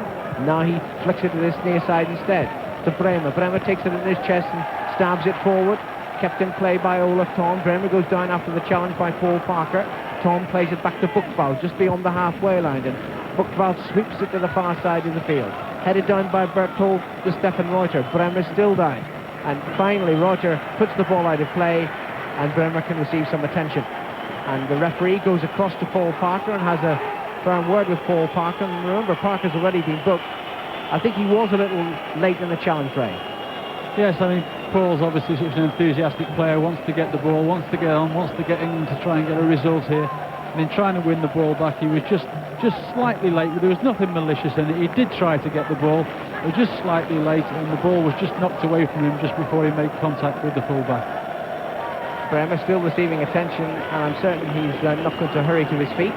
Now he's actually being pulled to his feet by the two medical experts. Bremer gets up, holds his back, and walks gingerly towards the halfway line as England prepare to take the throw-in on the far side of the field. Now Reuter put the ball out of play deliberately, and England, in the best possible fashion, give the ball back to Germany, despite the fact that there are only 12 minutes left in this World Cup semi-final, and England trail by a 0-0. And that's been a feature of this World Cup. The number of times that has happened, it's very good to see. Yes, and the other thing was the Germans immediately gave it back to England as well. They just deliberately kicked the ball down to Peter Shilton so that they started in their own penalty area. Platt tries an ambitious pass down the far side of the field towards Stuart Pearce. It made the run. Pearce couldn't keep the ball in play, and it will be a throw into Germany about 10 yards away from the corner flag, deep inside their half. Thrown by Berthold, not a good throw, intercepted by Pearce. Now it's with Gascoigne. Ball played out to the far side of the field to Waddle, and Waddle jinks inside one challenge, then plays the ball to his right, picked up by Trevor Stevens. Stevens going to look for Parker, near side, England right. Parker gets to the ball, keeps it in play, faced by Bremer, takes him on the outside, then Bremer gets his left leg to the ball and guides it behind for a corner to England. 11 minutes to go. England chase the equaliser. Peter Beardsley will take this corner from the near side, England right. Mark Wright waits to make the run. Beardsley hits it towards Wright, gets his header in, and Ogner gathers it at the far post. Yes, Mark Wright did very well right at the far post there, and Peter Beardsley played that ball in. England have persisted playing the near post ball all the game so far. They changed it that time. Mark Wright on the far post, good clean header on it, but not enough pace to actually trouble Ogner. Stefan Reuter's persistence wins a throw-in on the far side, just a few yards inside the England half. And Reuter has taken up position on the right side of midfield in direct replacement of Thomas Hessler. He takes the throw-in himself, but it's now out of play again, and will be a throw-in to England this time, which Stuart Pearce will take. Onto the thigh of Waddle, down to his feet. Waddle then plays it left-footed to Mark Wright. Right out to this near side to Paul Parker. England playing the ball from left to right. Now it's down their right flank. Stephen makes the run. Parker ignores and plays it towards Lineker inside the penalty. Danger here! Lineker with a great chance, and he scores! Gary Lineker has done it for England! 10 minutes left for play, and the leading scorer in Mexico grabs the equaliser just when England needed it. Confusion reigned in the German defence. It fell onto Lineker's left foot, and from 12 yards he made no mistake. 2 goals against Cameroon, another against West Germany. That's 4 in total for Lineker in this World Cup. Well done, Gary. there looked no problem at all when the ball was played in there. There was 3 Germans, and Gary Lineker just didn't seem a problem at all, and all of a sudden it's the old too many cooks spoil the broth. The Germans left it to each other, it bounced clear. Gary was nice and calm about it, took it onto his left foot and struck it with his left foot past Ilner's left hand into the corner. Great goal, and only what England deserve. This is great, brilliant. Now, calm down, son. I'm getting worked up enough for both of us. Corner kick to Germany. 9 minutes to go. The score's level. England 1, West Germany 1. Olaf Thon sweeps the corner and it's headed away by Augenthaler, the sweeper, away from goal as far as England are concerned, and it's gone behind for a goal kick. And now what England must do is make sure that in their excitement of having equalised, they don't get a rush of blood to the head and concede another goal quickly. The England fans, and they're certainly dominated here by the German support, but they're in full voice at the moment. They're dancing away to our left, Union Jacks all over the place, just piercing the German crowd even on the far side of the field. Delighted at the moment, the side equalising. And now Beardsley has the ball. Beardsley skips past 2 challenges, but he rushes into a third, and that's Olaf Thon, and the ball breaks to Stefan Reuter, and Germany can bring it clear. I'm pleased you've been talking for that long, because it's taken me that long to calm down after that goal.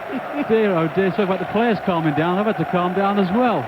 It's exactly what England deserve. They've played exceptionally well in the first half. OK, for most of the second half, the Germans have been in control.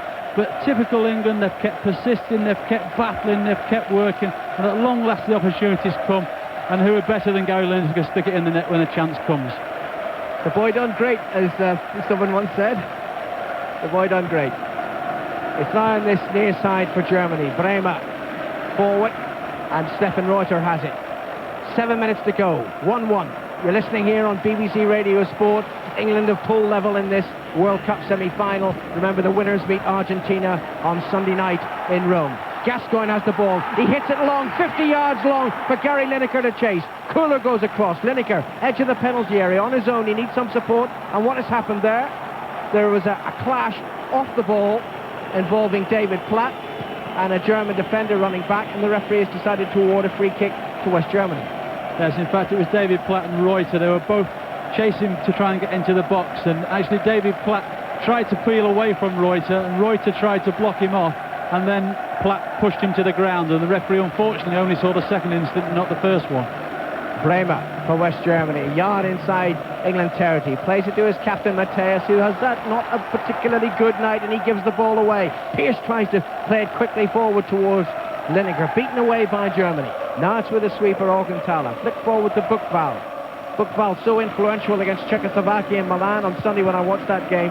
Not so tonight, and Germany certainly have been more than matched this evening by the efforts of England, despite all the depression that preceded England's presence in this tournament, and even in the early days after the disappointment of the draw against Ireland. What was one national newspaper saying? Bring them home, Maggie, they're a disgrace to the nation. Well, here they are, level in the semi-final of the World Cup, and there are 6 minutes to go. Mark Wright just plays the ball back away from the attentions of Jurgen Klinsmann, back to Peter Shilton, and Shilton bowls it out to this near side to Paul Parker. Now with Trevor Stevens, short of the halfway line. Remember, England have had to play extra time in their last 2 matches. So the legs will be ever so slightly weary, but they'll be lifted in spirits by that equaliser. Parker tried to play the ball through. Lineker was offside. Germany take the free kick quickly. It's with Olaf Thon.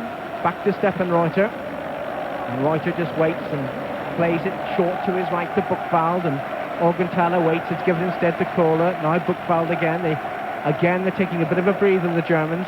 Out to the far side of the field now to Berthold, just inside the England half. Olaf Thon once more takes it up. A few yards from the far touchline. Gives it to Berthold. Taken up by Buchwald again. Midway inside England's half. Forward once more to Olaf Thon. Buchwald makes the run. Thon ignores him. Now he gives it to them. Right side of the England penalty area. Across comes David Platt. Has to concede the throw-in. Just about 10 yards from the corner flag, away on the far side of the field, the German right. And everybody, in terms of England, bar Gary Lineker, back defending for the moment. Less than 5 minutes to go here in Turin. England 1, West Germany 1. The throw-in is taken. Olaf Thon has it onto his right foot, trying to get the cross in entry, trying to win the corner off Stuart Pearce. He hasn't won a corner, but he has won yet another throw-in. This one will be taken by Lothar Matthäus, and he steps back a few yards onto the running track, and now he comes forward. It's a longer throw towards Buchwald. Good header down by Mark Wright, and Stuart Pearce prevents the ball from going for a corner, has to concede a throw-in. Taken quickly. Buchwald, edge of the penalty area. Gascoigne is there. Stand up England, and Beardsley does the job, and Beardsley puts it away out of play once more, but a succession of throw-ins to West Germany, and England as yet unable to get the ball away. Less than 4 minutes to go. The score's level, and we're 3 minutes and 40 seconds away from extra time. Olaf Thon to the right side of England's penalty area, gets the cross in low, but hit ineffectively, and then Mark Wright sweeps it away out of play once more, and again it's a throw-in to West Germany. Taken to Stefan Roger. Now just 30 yards away from goal, shoots left-footed wide of goal, and that will be a goal kick to England. Well, certainly with those succession of throw-ins there, England were doing the sensible thing when they did actually get possession. They didn't try and play their way out of trouble with so little time to go to the end of full time. They just literally cleared their lines and tried to make a little bit more ground away from goal and let the Germans have another throw-in. And eventually they managed to push the Germans away from goal, and a harmless shot came in from Reuter with his left foot from about 25 yards. That is not a particularly good goal kick, to say the least, from Peter Shilton. He acknowledges it. He just hit it straight out of play in this near side of the field. Throw into Germany. 20 yards inside England's half on the German left. Bremer, the fullback, down to Olaf Thon. To Bremer once more, running back towards the halfway line. Swoops it towards Buchwald inside the centre circle, who takes it on his chest down to his right foot. And now it's with Matthäus, the captain. Back to Augenthaler, and it's immediately played back to Ilgner inside the penalty area to our right. Out to Augenthaler, midway inside his own half. Forward to Matthäus. Walking pace at the moment for the Germans. Matthäus now hits it 30 yards to his left to Bremer, just short of the halfway line. Bremer still inside his own half. Good ball though to the far side to Berthold. Has a little bit of room, and then Pearce just moves forward a few yards to block the space. Berthold plays it to Olaf Thon. It's left now to Stefan Roger, and Roger sweeps it to this near side to Bremer. Immediately the touch off, and it's with Augenthaler, the sweeper, 30 yards out. Don't let him have room for the shot. Onto his right foot, flicks it towards the penalty area. Riedel tries to make room and turn. Waddle has the ball for England, and then Waddle turns and sensibly plays it back to Peter Shilton. There's 1 minute and 45 seconds to go. There's a Chrissy Waddle there, back helping the defence, and did the sensible thing, got possession of the ball, looked upfield, saw Gary Lineker, a lone figure against 3 green shirts, and sensibly turned back to Peter Shilton and just played the ball to Peter to safety. But we've just given the ball away needlessly halfway in our half of the field now. Throw in to West Germany. Olaf Thon will take it. Klinsmann makes himself available. He skips away from Pearce, gets the cross in deep, too deep thankfully. Parker doesn't control it though. Bremer picks it up. Near side, German left, running back towards the halfway line. Plays it back to Augenthaler. Out to Berthold on the far side of the field. A few yards in from the far touchline, German right. Now he runs infield, leaves it to Augenthaler. Immediately England's defence moves forward, and Wright stabs it away. Picked up by Bremer into the final minute. But England cannot get the ball out of their own half. Berthold on the far side lays it short and forward to Klinsmann, who tries to turn away from the challenge of Wright. David Platt was in the challenge, and David Platt heads the ball towards the halfway line, and for the first time in about 4 minutes the ball is inside the German half. Well, I think they'll settle to try and keep it in the German half now for these last few seconds. Again, as we've seen in so many games that have gone to extra time, nobody now wants to make the mistake. The Germans are just playing the ball across the back 4 now, and England are making no real attempt to try and get the ball either. So I think yet again we're going to extra time. It's extra time.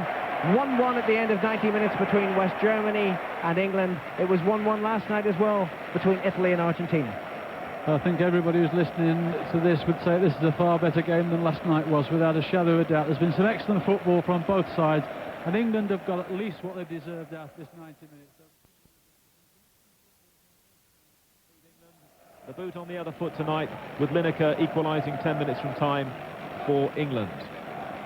West Germans, though, of course, who have the capacity and the reserves to draw on all their willpower and self-confidence and determination, but England have been matching them this evening here in Turin. There's no doubt about that, as referee Wright just checks the watch We have 30 minutes to decide. In fact, we'll have another kick-off because that ball went back, I think. It didn't go forward, and he's not happy about that. And so Jürgen Klinsmann and Karl-Heinz Riedel will be showing a little bit of the tension. We'll have to try again.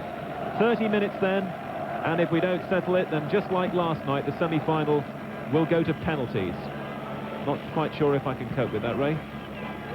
Yes, well, as we said last night, we must be getting used to it now because there's so many we've done now. But obviously tonight, this would be a bit special. But let's hope that England can pull something out the bag here. Working to Waddle, and Waddle's making good progress. Slides the ball into the area. Beardsley on the left-hand side. He's got German defenders to take on and beat, and he can't get past the towering figure of Guido Buchwald from Stuttgart. But England have got a throw-in. This is about 5 or 6 yards from the corner flag.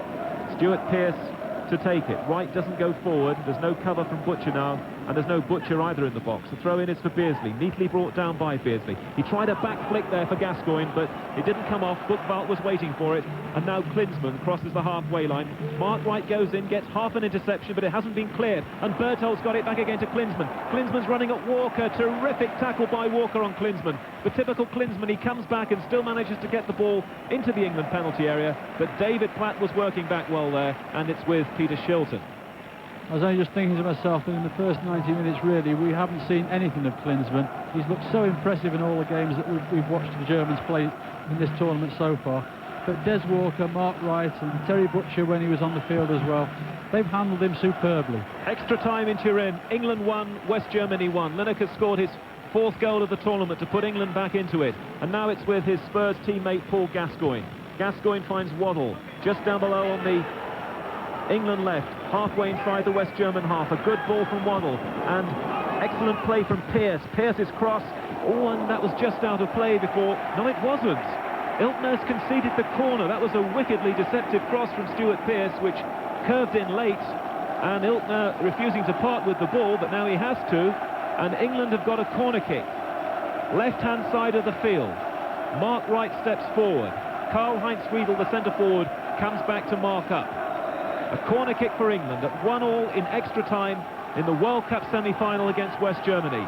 The corner kick is taken by Gascoigne. A chance for Mark Wright, and that's high from Mark Wright, but Iltner just waits for that to drop some 2 yards from his goal.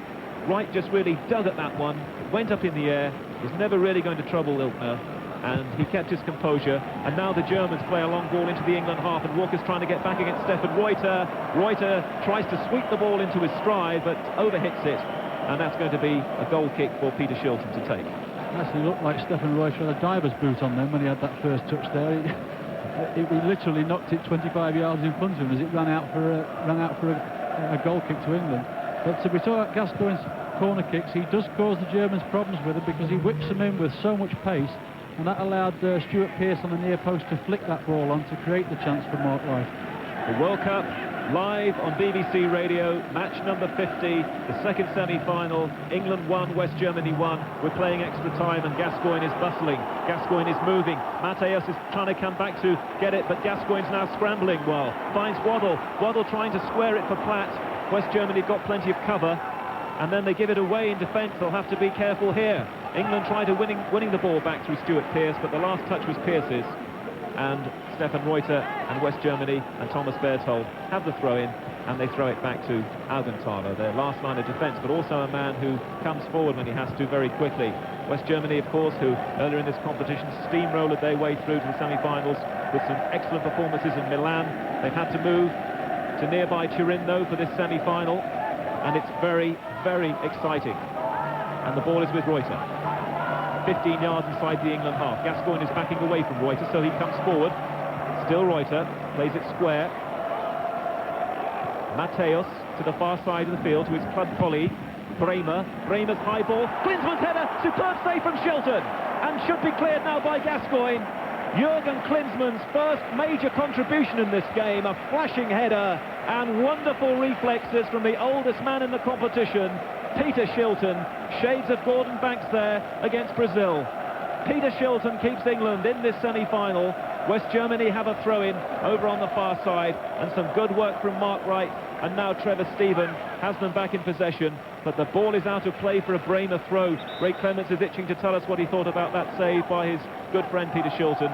But first of all, we'll stay with the action. The men in the green shirts, West Germany, pumped up by that.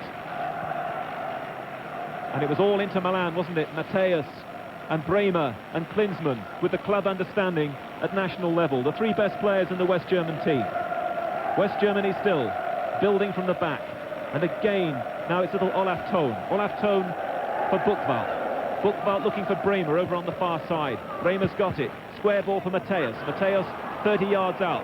Being held up by Beardsley. Great work for his team by Beardsley. Now Waddle quickly into the German half. It's Lineker against Kohler. Kohler hasn't quite got that one back. He has now because the goalkeeper came quickly out.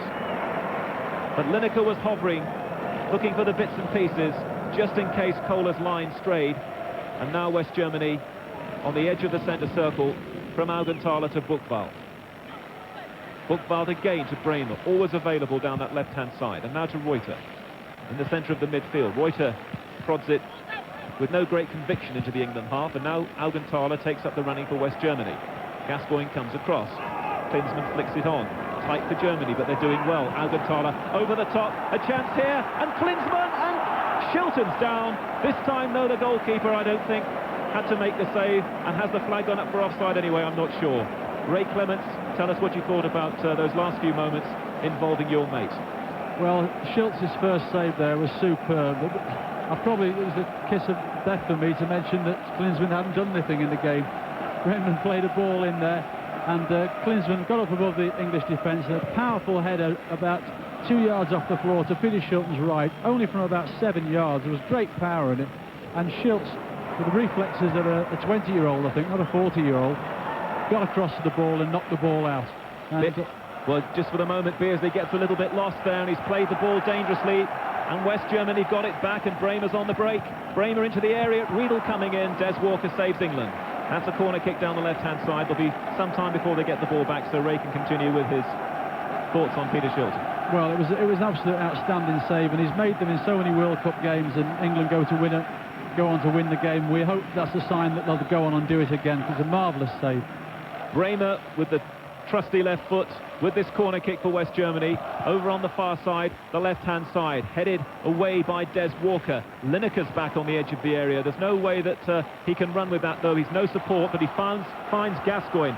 And Gascoigne's motoring well, the young midfield player now, over on the far side. He's got support from Trevor Steven. He's getting just bogged down a little bit over on the far side. He plays it forward for Trevor Steven, but that was just offside against the Glasgow Rangers man. And that's a free kick to West Germany. 7.5 minutes gone. If you're just joining us listening to the World Cup on BBC Radio, we're into extra time in the semi-final for the second night running. Last night, Argentina won, Italy won, and Argentina sneaked through on the penalties. Here, West Germany won, England won, the Germans in the lead, England with an equaliser from Lineker, and just a few moments ago, some breathtaking action, a header from Klinsmann, saved by Peter Shilton to keep England still in contention. West Germany stride over the halfway line. Played forward by Augenthaler. Klinsmann's turned right. Parker comes in to help out at the back. England have replaced Terry Butcher by Trevor Steven. They've got a flat back four. They've got more in midfield though now, and Gascoigne's in that midfield, shoulder to shoulder with Reuter. Gascoigne goes tumbling inside the German half, and the referee's going to have to sort that one out. Gascoigne obviously thinks he's going to be penalised because he's helping the player up, and Gascoigne will be fidgeting, and so will Bobby Robson for the next few seconds, because Paul Gascoigne has a yellow.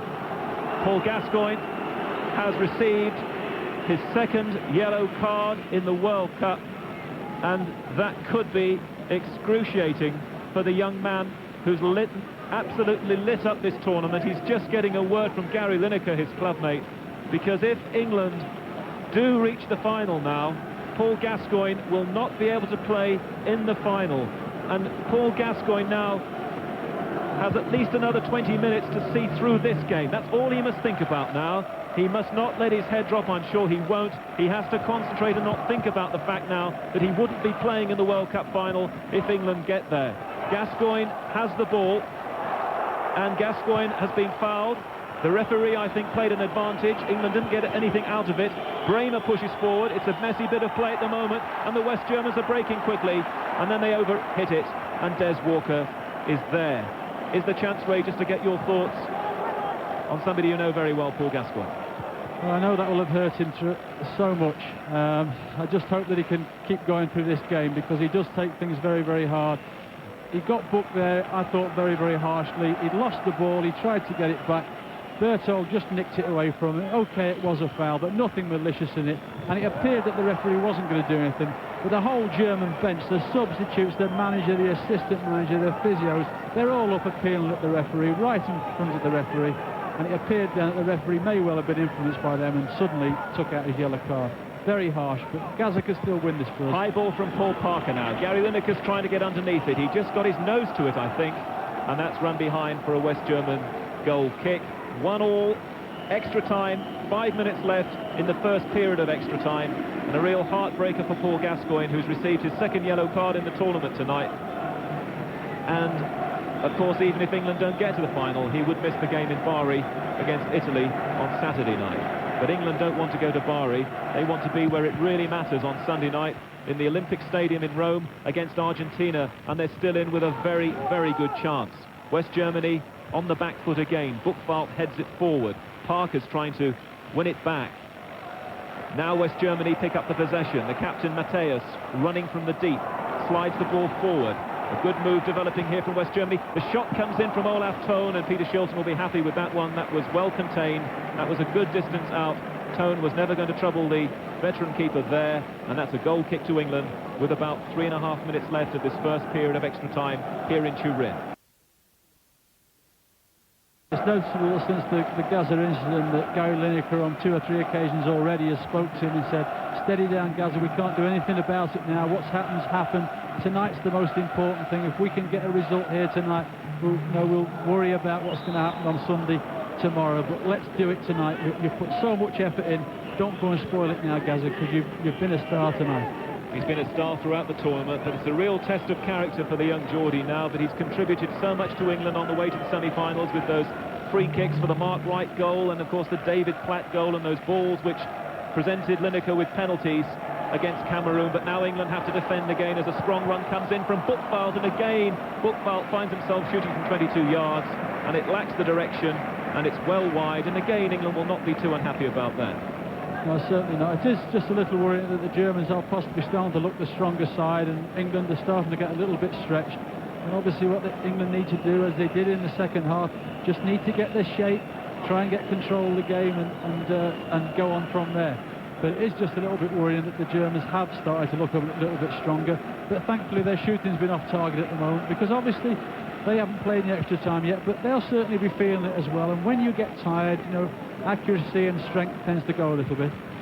The other England players will have to be careful. Peter Beardsley and Stuart Pearce are 2 other players on yellow cards who won't want to go into the book now and also jeopardise their chances of playing possibly in the final on Sunday. 1-1 with about 2 minutes left of this first period of extra time. Paul Gascoigne has been booked for the second time, and by the way, I think he will be one of the 5 penalty takers should it go to penalties. I'm pretty certain Gascoigne and Lineker and perhaps Waddle, Pearce and Platt might be the men Bobby Robson has to rely on if it goes to the penalties. But we still have time to settle this in normal play.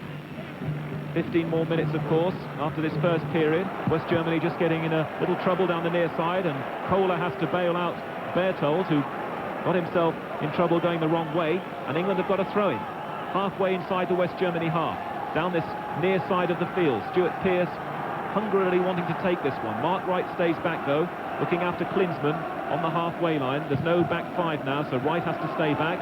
England gain about 10 yards, and Gascoigne makes a nice little gesture to the England fans, appreciating the support he's getting away to the left here, anticipating another throw from Pearce. Pearce to Waddle. Pearce will chase for all he's worth, cuts it back, a good cross from Pearce, and West Germany happy to scramble that one away. That was surely handball by Matthäus on the edge of the penalty area, but Mr. Wright, the referee, didn't see it, and now Beardsley's having a few problems going back, and Mark Wright happy to step in on the edge of the penalty area to drill that one back again to Peter Shilton. 45 seconds left in this first period of extra time, and West Germany very lucky, I thought, not to concede a free kick. Yes, certainly. In fact, it looked as though the referee was going to give a free kick, and then he thought the ball was going to rebound to an English player and play the advantage, but in fact it didn't, and it put the it put the Germans on the attack, so we're a little harshly done to again. Gascoigne still looking confident, lays it forward, invites Trevor Steven to make the run. West Germany tackle well Jürgen Kohler, the man who cost Bayern Munich £1 million from Cologne.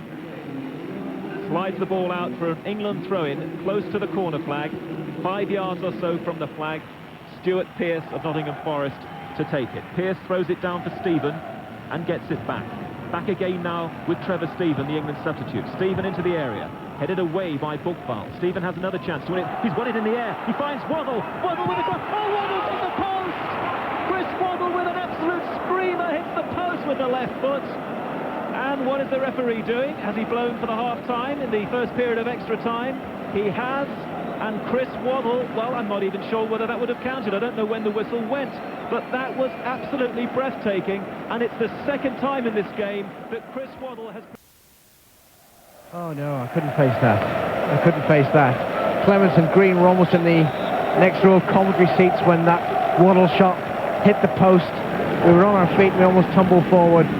Under the commentators below, that wouldn't have been too funny for them, but we wouldn't have minded if Waddle's shot hadn't hit the post and had found the net instead. England playing from right to left, and Gascoigne making a good run down this near side of the England right flank. He's won a throw-in, 8 yards from the corner flag, and Gascoigne's responded well, and the fans know it. They can sense that he needs a bit of a lift now, because deep down there's an inner disappointment there for him. He knows that he's not going to make Sunday, even if England do, but he must help them get there. The throw-in will be taken by Parker, down to the feet of Beardsley. Immediately Buchwald kicks it away, and it's out of play once more. Throw into England from the same position. Parker again to the feet of Beardsley. Back to Waddle. He crosses left-footed towards Trevor Steven, who gets his header towards goal. Headed away by Kohler.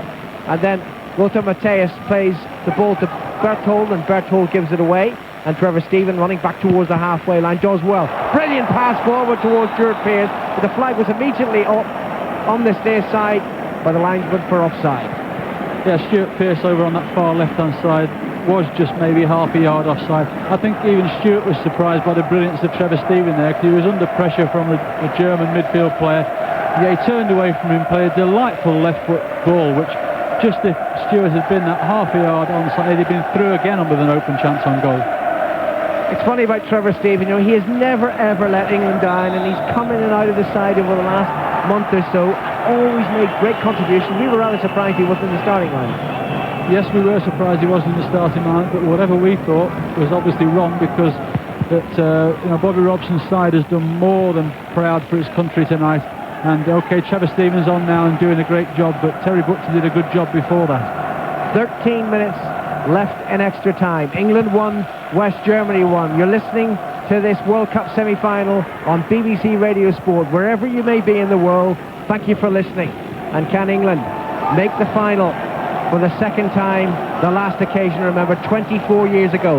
Waddle running towards goal, tries an ambitious left-foot shot. He hits it wide, and that will be a goal kick to West Germany. But England, having looked a little tired in the opening 10 minutes of extra time, I've got a second win now.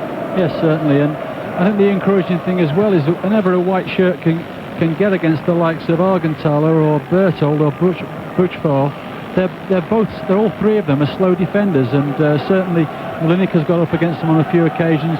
Chrissy Waddle's gone past all three of them at times. Peter Beardsley's gone past them. So if we can just isolate one of those around the penalty area, that's where the chance might come from. Ilgner takes the goal kick. It's headed on by Klinsmann on the halfway line, but then Mark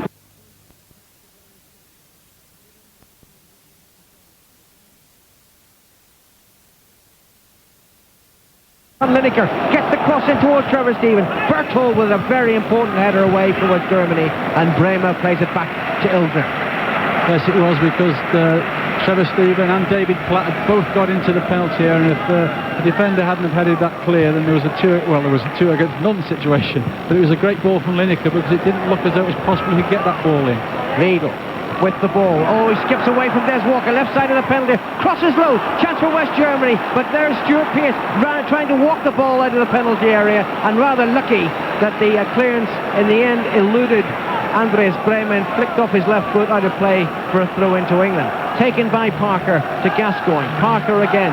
Klinsmann challenges. Parker thinks about playing it to Shilton, finally does do so, even though Riedel rushed into the penalty area, the yellow-shirted figure to our left. has the ball, and Shilton now clears, right-footed, it drops 10 yards inside the German half. Lineker's there, and Köhler does what Lineker wanted him to do, heads the ball out of play, throw into England. 4 minutes gone in the second period of extra time.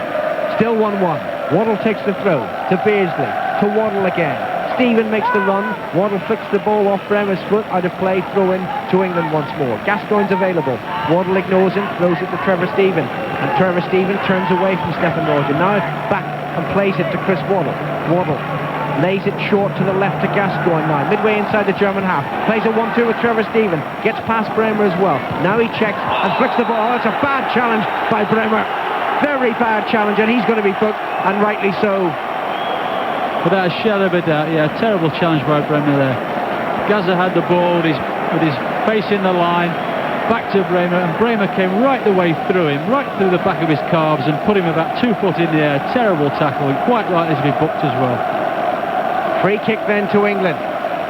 4 yards in from this near side, England right, and 10 yards from the edge of the German penalty area. Waddle prepares to take the free kick, drills it in left-footed, 3 players go for the ball, Platt heads it into the net, but he was offside. Yes, I mean the Germans do play that offside quite well, holding the line around the penalty spot, and anybody that runs past there generally is offside. It's very, very difficult for the English players to get into a scoring position from those type of free kicks. There are 9.5 minutes left for one of these sides to score a goal, or else it will be, as last night in Naples, penalty kicks to decide who goes into the final on Sunday evening against Argentina in the Olympic Stadium in Rome. Augenthaler for West Germany flicks the ball 20 yards towards the edge of England's penalty area. Good header away by Mark Wright. Beardsley to Parker, to Waddle, to Beardsley again, still midway inside his own half. He's got Gascoigne to the left, but Beardsley does very well. He turns away from one challenge. Oh, lovely pass through. Oh, flicks off the back of David Platt's right heel and away to safety for West Germany. Very unlucky. That was a lovely pass from Beardsley. Yeah, certainly was. Just dissected the German defence, but unfortunately with David Platt running through, it was just slightly behind him and hit his trailing foot and flicked it up and gave the chance for the Germans to clear, but inches from being the pass of the match. England on top at this stage. Waddle takes the free kick to Lineker, out to Parker, midway inside the German half. Parker running towards the penalty area. Now he glides the ball in, the header by David Platt, high and behind. Goal kick for West Germany, but yet again the Germans finding trouble in the air. Well, that's right, and it's not as though England are playing with big centre forwards as such. It's the likes of David Platt and Trevor Stephen and Gary Lineker, who's not the strongest in the air. They're all getting headers on goal. Unfortunately, they're not on target, but they shouldn't really be even getting their heads for the size of the German defenders. Ilgner's goal kick just crosses the halfway line. It evades both Gascoigne and Walker, but Wright puts the ball out of play before Klinsmann can challenge.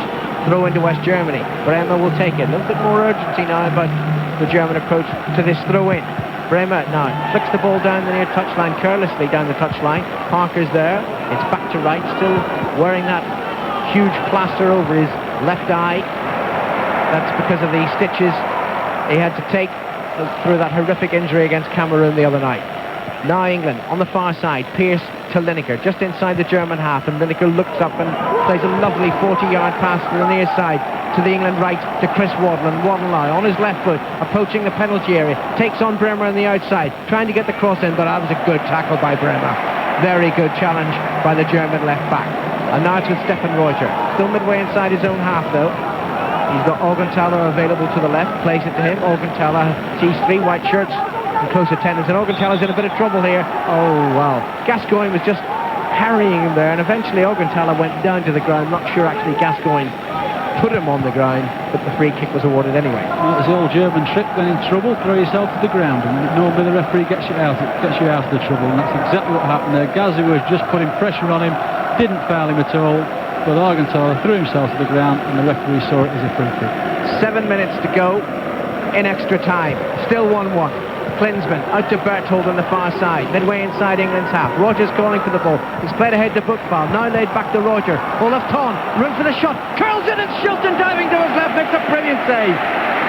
Yes, Thon there, about 22, 23 yards out there, took it on his right foot, tried to bend the ball around Schultz, and it looked, for all intents and purposes, as though it just might sneak in Schultz's left-hand post, but Schultz moved his feet superbly, got right across, got both hands on it and held on to it. I apologise to Mike Ingham, I'm bursting his eardrums. A very exciting moment. And there's plenty of excitement in this game. It's a quality match, certainly in relation to what we saw last night in Naples. That was exciting, but this is much better football. Germany now trying to build down their left-hand side. Bremer flicks the ball to his captain, Lothar Matthäus. Olaf Thon makes himself available. It's played towards Thon. His first touch wasn't a good one. England have to defend, though, and Pearce does the sensible thing. If in doubt, whack it out. Out of play, throw into West Germany. Yes, Stuart Pearce very sensible there, because we were a little bit disjointed.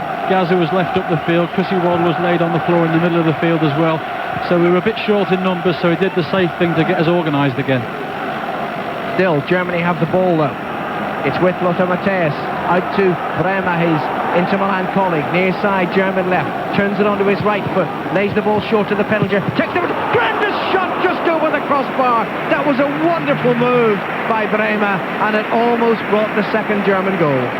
Yes, he came in on his right foot, which obviously is not his strongest foot. We've been saying all night that that's the way to deal with him. But he came in, played the ball into Regal, who promptly played a first-time pass to him. And with great confidence, Bremer just hit it with his right foot, and it screamed about a foot over the top of the crossbar. But a great shot from Bremer, but they're still not in front. Less than 5 minutes to go. Goal kick to England. Shilton takes it, right-footed. Reaches Gascoigne on the halfway line and then deflects off one shirt or t'other, and the referee decides that it's a West German throw-in. Taken quickly by Berthold to Reuter. Reuter's header back towards Berthold wasn't a good one, and the ball is with Stuart Pearce on the far side of the field. Pearce finds Beardsley, lovely pass, Platt, forward now, Trevor Stephen inside the penalty area, has to check, trying to get the cross in low, gets it in low, and Hildner fumbles on the near post, and the ball goes behind for a corner. The play again now by England. Beardsley and Platt well involved in it, and Platt eventually slid a ball down the left-hand side of the penalty box to Trevor Stephen. He was forced slightly wider than what he wanted, but he still managed to get enough power in his left foot cross that Ilga couldn't hold it, and all he could do was parry it around the post. This is certainly the best England have played in this tournament, and this is where they need to play well. 4 minutes to go in extra time. They've got a corner from the far side. Beardsley takes it, hits it high, looking for Mark Wright, who gets half a touch on the ball. Now he lays it back, but the pass back towards Waddle was too short, and Wright has to chase back as the ball is swept towards Klinsmann, and Klinsmann is clear of Des Walker. Klinsmann running towards the penalty area. Walker takes him to the right, away from danger, and then Walker just stands up to the challenge, blocks the attempted cross, and England bring it clear. Brilliant by Walker, because Klinsmann had half a yard of him on that far right-hand side there, and Des was chasing him. I'm saying to myself, don't tackle him, just stay with him. And Des did exactly the right thing. He stayed with him, forced him wide, and eventually Klinsmann ran out of space and gave the ball to England. You were saying it off, Mike. I was thinking it. Walker heard it. Germany have possession once more, though. Riedel, he's got Lothar Matthäus to his right. There's danger here. It's played to Matthäus, edge of the penalty, onto his left foot. The shot is blocked by Pearce. Another chance for Brookveld. The shot, it hits the post and cannons away to safety on the far side. Olaf Thon chases it on the far side. Matthäus has it. Back to Berthold. England defending now. Oh, that's another saving challenge by Paul Gascoigne. And when he whacked that ball behind for a corner, he looked at the fans and he said, come on, we need to support. 2.5 minutes to go. It's still 1-1. The tension is unbearable. Well, it's getting to a situation where it's a tragedy for either side to lose this, because they're both giving, every side's giving everything they've got. Every player is. There's tired people out there. Matthäus swings the corner and header from Klinsmann, and it goes behind, and it's a goal kick. And he had a clear header 6 yards out. Yes, he did, and actually, thankfully, it hit him on the side of the head rather than the forehead. I think he saw it late as he tried to challenge with Stuart Pearce, and as it came in, I think it just cleared Stuart and didn't get a clear view on it, and thankfully it hit him on the side of the head rather than the forehead, because he was only 7 yards out, centre of goal, and anything on target there would have been a major problem for Schultz. Last night in Naples, it was a very good semi-final. This is a great one, and we've a minute and a half of extra time to be played. Shilton takes the goal kick, driven towards Gascoigne on the far side of the field. Gascoigne heads it on, but it's going to drop into safety for Germany and played immediately back to Ilgner in the penalty area to our right, and he lays it short out of his penalty area to the sweeper Augenthaler. Augenthaler moves forward. Olaf Thon comes and says, give the ball to me. Augenthaler ignores him and plays it to the far side of the field. Now it's Lothar Matthäus who wants the ball. This time it's Ton who gets it, just beyond the centre circle, looking for support. Swept 30 yards the pass to Bremer. Now back to Augenthaler. We're inside the final minute. Matthäus, England defending, only Lineker inside the German half. Matthäus forward to Buchwald. Buchwald holds off the challenge from David Platt, puts it out to the far side to Berthold. Roger makes the run, it's played to Roger, room for the cross, it's a good one too, hit high in the air, came off Des Walker's feet, and then finally Roger makes an absolute mess of the attempted header across the penalty area, puts it behind for a goal kick, and we have 26 seconds left and counting. I think when Reuter headed that out for a harmless goal kick, Gazza went and tapped him on the head and said, thanks a lot for that, because I didn't really fancy having to challenge you, because Gazza's run himself into the ground. I don't know if it's blood pressure or whether it's a suntan, but as the evening's gone on, Gazza has definitely looked redder and redder and redder. Goal kick to England. I make it there are only 2 seconds left. The Brazilian referee is looking at his watch. He looks at his watch again. The ball is out of play. And is it all over? The game is all over, and we're going to penalty kicks yet again. Well, every time it happened with the Irish. Oh no! But whatever happens now, and both sets of players tonight, as against last night when they didn't do this, both sets of players are going around, shaking hands with each other. That went against the form book.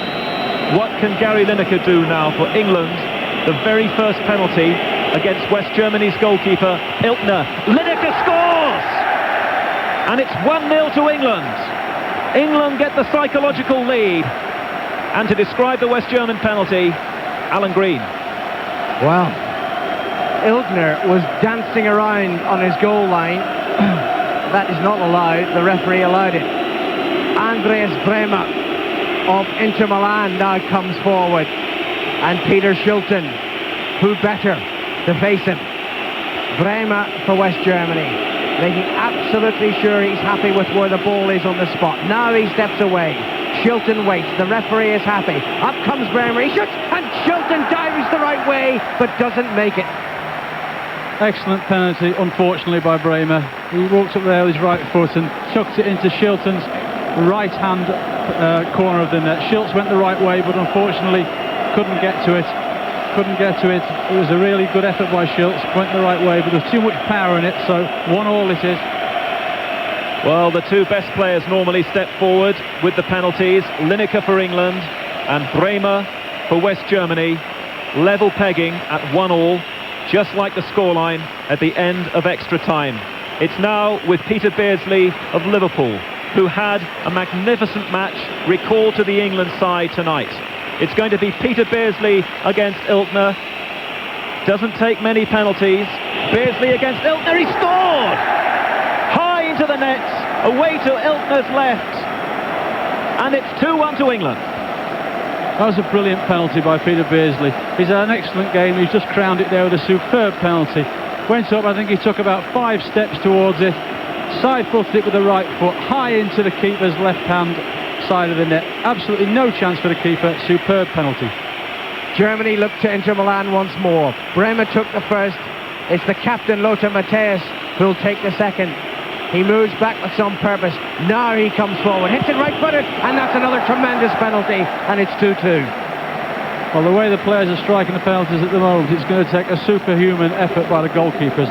Lothar Matthäus there hit that with such power past Shilton's right-hand side. I think if Schultz had actually got his hands to it, it would have taken him in the net with him. It was struck superbly, but so far, all 4 penalties superbly struck with no sign of nerves. David Platt has scored 2 goals for England in this competition, including that lifesaver against Belgium. It's 2-2 on penalties. David Platt of Aston Villa takes the third, and he scored! And David Platt hits the back of the net, and Peter Shilton punches the air, and England lead 3-2, but the goalkeeper wasn't very far away from it. He certainly wasn't there. David Platt went to place the ball rather than strike it with pace. Placed it to the goalkeeper's right-hand side. Iltner got both hands to it, but thankfully not full hands to it, just his fingertips, and all he could do was help into the side netting. Another Italian-faced German to take their third penalty. It's Karl-Heinz Riedel from Lazio. Shilton waits. Up comes the German, hits it right-footed and past Shilton. And this could go on all night. 3-3. Well, yet again, this time to Shilton's left. Shilton shakes his head with disbelief at the quality, I would think, of these penalties at the moment. He's really been given no chance with any of the penalties so far. That one struck high to his left-hand side, again with great pace and given him no chance at all. Stuart Pearce is the regular penalty taker for Nottingham Forest. He's normally very, very consistent. And Stuart Pearce is the man to take penalty number 7. And it is level pegging. England 3, West Germany 3. Stuart Pearce with the left foot against Iltner, and Iltner saved it! Straight at the German goalkeeper. And Pearce has missed from the spot. And England at 3-3 only have one more penalty. West Germany have 2. And could West Germany now be going through to the final to meet Argentina for the second successive World Cup finals?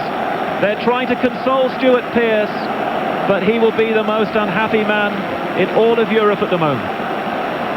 Well, it won't be decided on this penalty kick. I have to add that. But Olaf Thon from Bayern Munich can put Germany in a very strong position. Here he comes, and he slips it past Shilton's left-hand side, and Germany lead 4-3, and there's only one more penalty each. Yes, good penalty there by Thon. Shilton again has gone the right way every time, but just the pace of the shot has just been impossible for him to get across and take. And we've still got hope. Chrissy Waddle's coming up to take the last penalty for England. If he can score with this, Shilton can still pull us out of it. England have left Paul Gascoigne out of the penalties the first 5, and it now rests with Chris Waddle, the man from Marseille. Chris Waddle has to put this penalty in the net to keep alive England's chances. Otherwise, West Germany will go through. Waddle has ballooned it over the bar, and West Germany have won this penalty shootout. And even though he didn't have to make the save, the goalkeeper Iltner is now being flattened in the penalty area by his teammates. England's players are being consoled by Bobby Robson, but England are not in the World Cup finals. West Germany have gone through by winning the penalty shootouts in the most dramatic game here in Turin. Ray Clements. Well, what a way. They've done so well throughout the 90 minutes. They've pushed themselves through 3 sets of extra time. We're still in it at the end, and then to end this way, we've said it so many times in this tournament, it's a tragic way to go out of the tournament at any stage. But to go out in the semi-final and to have played as well as England have played is a real tragedy, and certainly everybody in England can be proud of what the players have done here today. But amidst these tremendous scenes of celebration for West Germany, I picked out a marvellous gesture from Lothar Matthäus, the skipper, because he ignored the celebrations. He walked immediately to the disconsolate Chris Waddle as Chris turned away from goal, head down, and Matthäus put his arm around the Marseille player, and whatever he said, I'm sure it was a tremendous gesture of consolation. But there's no disputing here. Celebration on one side, despondency on the other. West Germany are through to their 5th final in the last 7 attempts, a run that